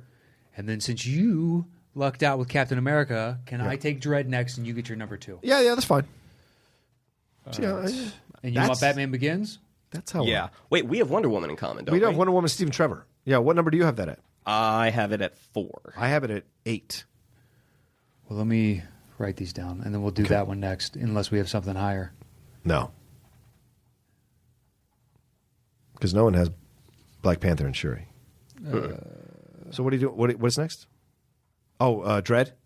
Yeah. And then it was, would you have it 2 again? I'm sorry. Oh, Mr. and Mrs. Incredible. That's right. The Elastigirl. Or you could just say, yeah, never mind. And then it was Your Commonality, Wonder Woman. Yes. And what was the And dude's Steve name? Trevor. Steve Trevor. Steve Trevor. Okay, and then what's left? How many slots are left? 2. So then we have Groot and Rocket and Blade and Whistler. That seems to make sense. Unless you guys have something in common. I got the next highest I got is V for Vendetta at 3. Yeah. But that's it. But we have commonality on 2 of them. Yeah, So, that's true. All right, so we're going first Guardians or second? I'd say say first. Yeah. Just for that prison breakout scene. And then what was the last one? Yeah, Blade and Whistler. Us? All right. Do you want to go with the first Blade or the second Blade? First Blade. What do we assholes? Blade. Going somewhere? Done. All right, boom. What do we call this? Do we want to have the guest bongo? Would you like? I to don't know. sit Would you in- like to bongo? I will guest absolutely bongo? bongo. Oh, look at This this. is kind of hybrid on my idea before. We'd This is have the first. celebrity guest bongo players. There it is. I never played percussion, so we'll see how this goes. If you want, you can turn the mic to face the bongos. Yeah, lift it like. Yeah, lift it up and then Yes. turn it like down. There you go. Look at that. Boom. Hey. All right. And you can, well, I'll do the number, right? Okay. Yeah. Did you, oh, you did the list. Yeah, do you do the falsetto? Go and do the number along with him drumming. Great. Unless you All want to do right. the number as well. No, that's fine. All right. What do we agree? Okay. Comic book duo movies? I don't know if we said that. All right. That we did. I've got it The in top text. 10 comic book duos in movies. Yeah, that seems like a good In middle movies. ground. Okay. Come on. It's a little wordy for my liking. It's a little wordy. Yeah, well, I'm all right. We threw, what is that, a preposition in there for no need. Yeah, sure. The top 10 comic book movies in come on. Oh, God damn it. All right. The top 10 comic book duos in movies. Yeah. All right. At number 10. Blade with Blade and Whistler. At number 9. Guardians of the Galaxy 2 with Rocket and Groot. The first one. First one. I'm sorry. Yeah, sorry. Go ahead. Yep. At number 8. Wonder Woman and Steve Trevor. Nice. At number 7. The Incredibles, Mr. and Mrs. Incredible. At number 6. Dread with Dread and Anderson. At number 5. Batman Begins with Batman and Arthur. Ooh. At number 4. Big Hero 6, Hero and Baymax. Nice. At number 3. Logan and X-23. At number 2. Captain America, the First Avenger with Cap and Bucky. Yeah. And our number 1 comic book duo in a movie is Thor, The Dark World, Thor and Loki. boom. Look at that. We made it work. We had compromise. We found compromise in there. Yeah, so it's a bunch of interesting comic book duos. I like we had so many different choices that a lot of us didn't have. A lot of them weren't on each other's lists. Yeah. That lets you know how big this. Yeah, you had 25. Yeah. There's a bunch more we should read. Do you have your honorable mentions? Yeah. Matt, how many Yeah, did you have, yeah. Matt? Like a couple? A couple, but they didn't. I mean, Okay. like Colossal and Deadpool. Oh, But yeah. they're not. It's not Cable. big enough. Cable. Oh, Colossus. Yeah, Sorry, Right, Colossus. Colossus and Deadpool. Oh, that's a good choice. All right. I had Big Daddy and Hit Girl, Right. Dredd and Anderson, Right. Cap and Falcon, Okay. Batman and Gordon, Yeah. Batman and Catwoman from Dark Knight Rises. Oh, yeah. And Tony and Rhodey. Nice. Okay. I had Batman and Robin, just because they are a duo, and I wasn't going to put them on the thing. They were a duo. Superman and Lois Lane from Man of Steel, because she does help him, and she goes on the ship. Like, Superman's father shows up and guides her through stuff, so they are together. Fair. And she punches the girl out, the Kryptonian girl out, so she fights. Iron Man and Pepper Potts, because of Iron Man 3, how she gets involved, the extremists, all of that. She's involved there. Joker and Harley Quinn from Suicide Squad, because they are on the mission to break her out of the Suicide Squad, but obviously it was a very weak mission, so we didn't make my list. Star-Lord and Gamora, because of how they basically lead the team in the first movie. Hence And so, the operative words being the team. Oh, yeah, okay. Like, there's no need for that. There is plenty of need for that. Deadpool and Cable, which no one mentioned, but from the Deadpool 2. They don't become a duo until the very end, though. Do they? Not? Yeah. I feel like they're at working odds and together. fighting one another literally the entire movie until the last part of the third act. Well, the third act. That's how a courtship happens sometimes. I think they're working together. It explains your relationships in the stories we've read. You're not wrong. Yep. Big Daddy and Hit Girl was on. Captain America and Falcon was on. I was wondering how strong that was. I didn't feel as strong as Bucky. Okoye and Nakia, when they were having the scene and they were fighting in South Korea. I thought that was a good little duo. And then Kick-Ass and Hit Girl. So that was the thing. Those are the last ones that I had. So okay, that's all mine. So there you go. That's our list. All right. What do we want to do? Do you want to open the box? Sure. I mean, Shannon, do you want to stick around or do you need to go? it's his call. You sure? Yeah, absolutely. All right. All right. It'll So be quick. we got another present from a listener. Oh, should we videotape this? I believe we probably should. Yeah. We probably should. I'll readjust Mike. Do you mind, Shannon, videotaping this thing? No, And not at all. Like this? You want it vertical? Yes, to put it on the IGTV, which is what we're trying to do. We do this. All right. Yeah. We're recording. All right. Here we go. Yeah. I believe this is from Kristen Smith. Oh, wow. This is a box from Amazon. It has no name on it. But What's in a box? She sent a note. Okay. So I will open this. I'll hand it to you, and then I'll read the note. She likes you better than me. I don't know that that's true. It's so true. Yeah, I don't believe It's that to be so true. true. I don't And believe that you to be know true. it, Kristen Smith. She does. Like, she cheers for me, but she always puts you in the better position when she does the Photoshops. Come on. I don't believe that to be the case. I think she spreads it around quite nicely. I don't know. Who was There are holding? certain weeks. You were holding me. Wow, there's all kinds of shit in here. Oh, what do we got? This is an unboxing. Oh, wow. We have a pop art of Optimus Prime. Yay! A Funko Pop. Oh, this is immediately going on the desk, Kristen. That is fantastic. What is that, a receipt? Look how much I spent on you boys. We got. Okay, so this will remind me of something. A tool holder and cell phone holder. For what I brought up on the show, needing that for doing all that work. And then here we go. Easy carpentry projects for children. Genius. Is there not a note? It just says, for Matt, you really don't know where those nails and screws have been. My dad's a general contractor, and I've seen how dirty his hands get on a site. People open those boxes of nails with their dirty construction fingers. So she gave you a note. She didn't give me a note. I got it. Good to go. See, she likes you better. Oh, and for John, so you know, I can't just give you a joke gift, even though I kind of really wanted to. So here's something for your desk at work or wherever you put it. Oh, that's very kind. It will absolutely go on my desk at work. Thank you, Kristen Smith. And yeah, Matt, where can people send us gifts if they want to send us gifts? What's the address? People have been asking about it more and more. Send it to care of Matt Knost, 108 South Highland Avenue, Fullerton, California, 92832. And then there's a note that she sent along as well. It just says, send it to you. Okay, got it. Hey, John and Matt. So you got first billing. Okay. Congratulations. Yes, thanks. So I guess by the time you actually open my gift, you may not even remember what it's in reference to, which actually makes it funnier to me, but is a direct reference to a short conversation from the top 10 Dads in Movies episode. Matt mentions, should have been mentioned needing a tool bag. I have 2 tool bags, actually. I don't have a tool belt. But those are already quite pricey, the good ones anyway. Yeah. So I opted for a bag that you can wear on any belt. Also, don't put nails and screws in your mouth. You really don't know who went to the hardware store and opened that box of nails to check the size and got all their gross construction germs all over them. That's what I told him. I'm obviously practicing my mothering a little, but practice makes perfect, which leads me to John's presence. John, Wow. Okay. oh, thanks. Do you want me to take that part? Go ahead, second paragraph. John's present is because it's never too late to learn how to build something. So there's this really neat craft book for you to practice. Oh, even better. Even better. It's ages 7 and up, so go build a birdhouse or something. I hear chicks dig birdhouses, pun intended, very funny. I really considered buying you a kid's toolbox as well, but I felt like you should have something not completely a joke, so I also included an Optimus Prime pop figure. Aw. That's Wanna read nice. that last one?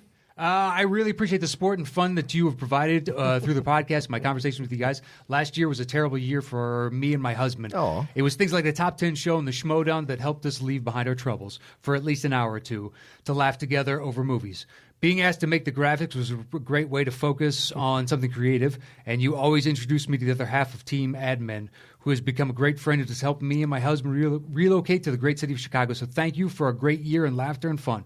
You're both wonderful, and I hope to be able to make you guys both look ridiculous in graphics for a long, long time. Thank you, Kristen Smith. Thank you so much. It's so cool of you. Thank you so much for everything. And this leads me to, my brother heard the same conversation and sent me a full-on construction bus.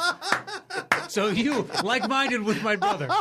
He will appreciate that. Jay, meet Kristen. Kristen, my brother's name is Jay. He listens to the show. Well, if you want to follow, what's Kristen Smith? I think it's at Kristen Smith 10. I think that's what it is. Yeah, I think you're something like that. You can correct. follow. And if you want to go on the Facebook group, she's one of our admins, and she always is great to talk to people on there. So thanks, Kristen, for this. It's like very sweet of people. So thanks for sending the gifts. There you go. All right, you can cut the video now. Yeah, go ahead and cut it. Cool.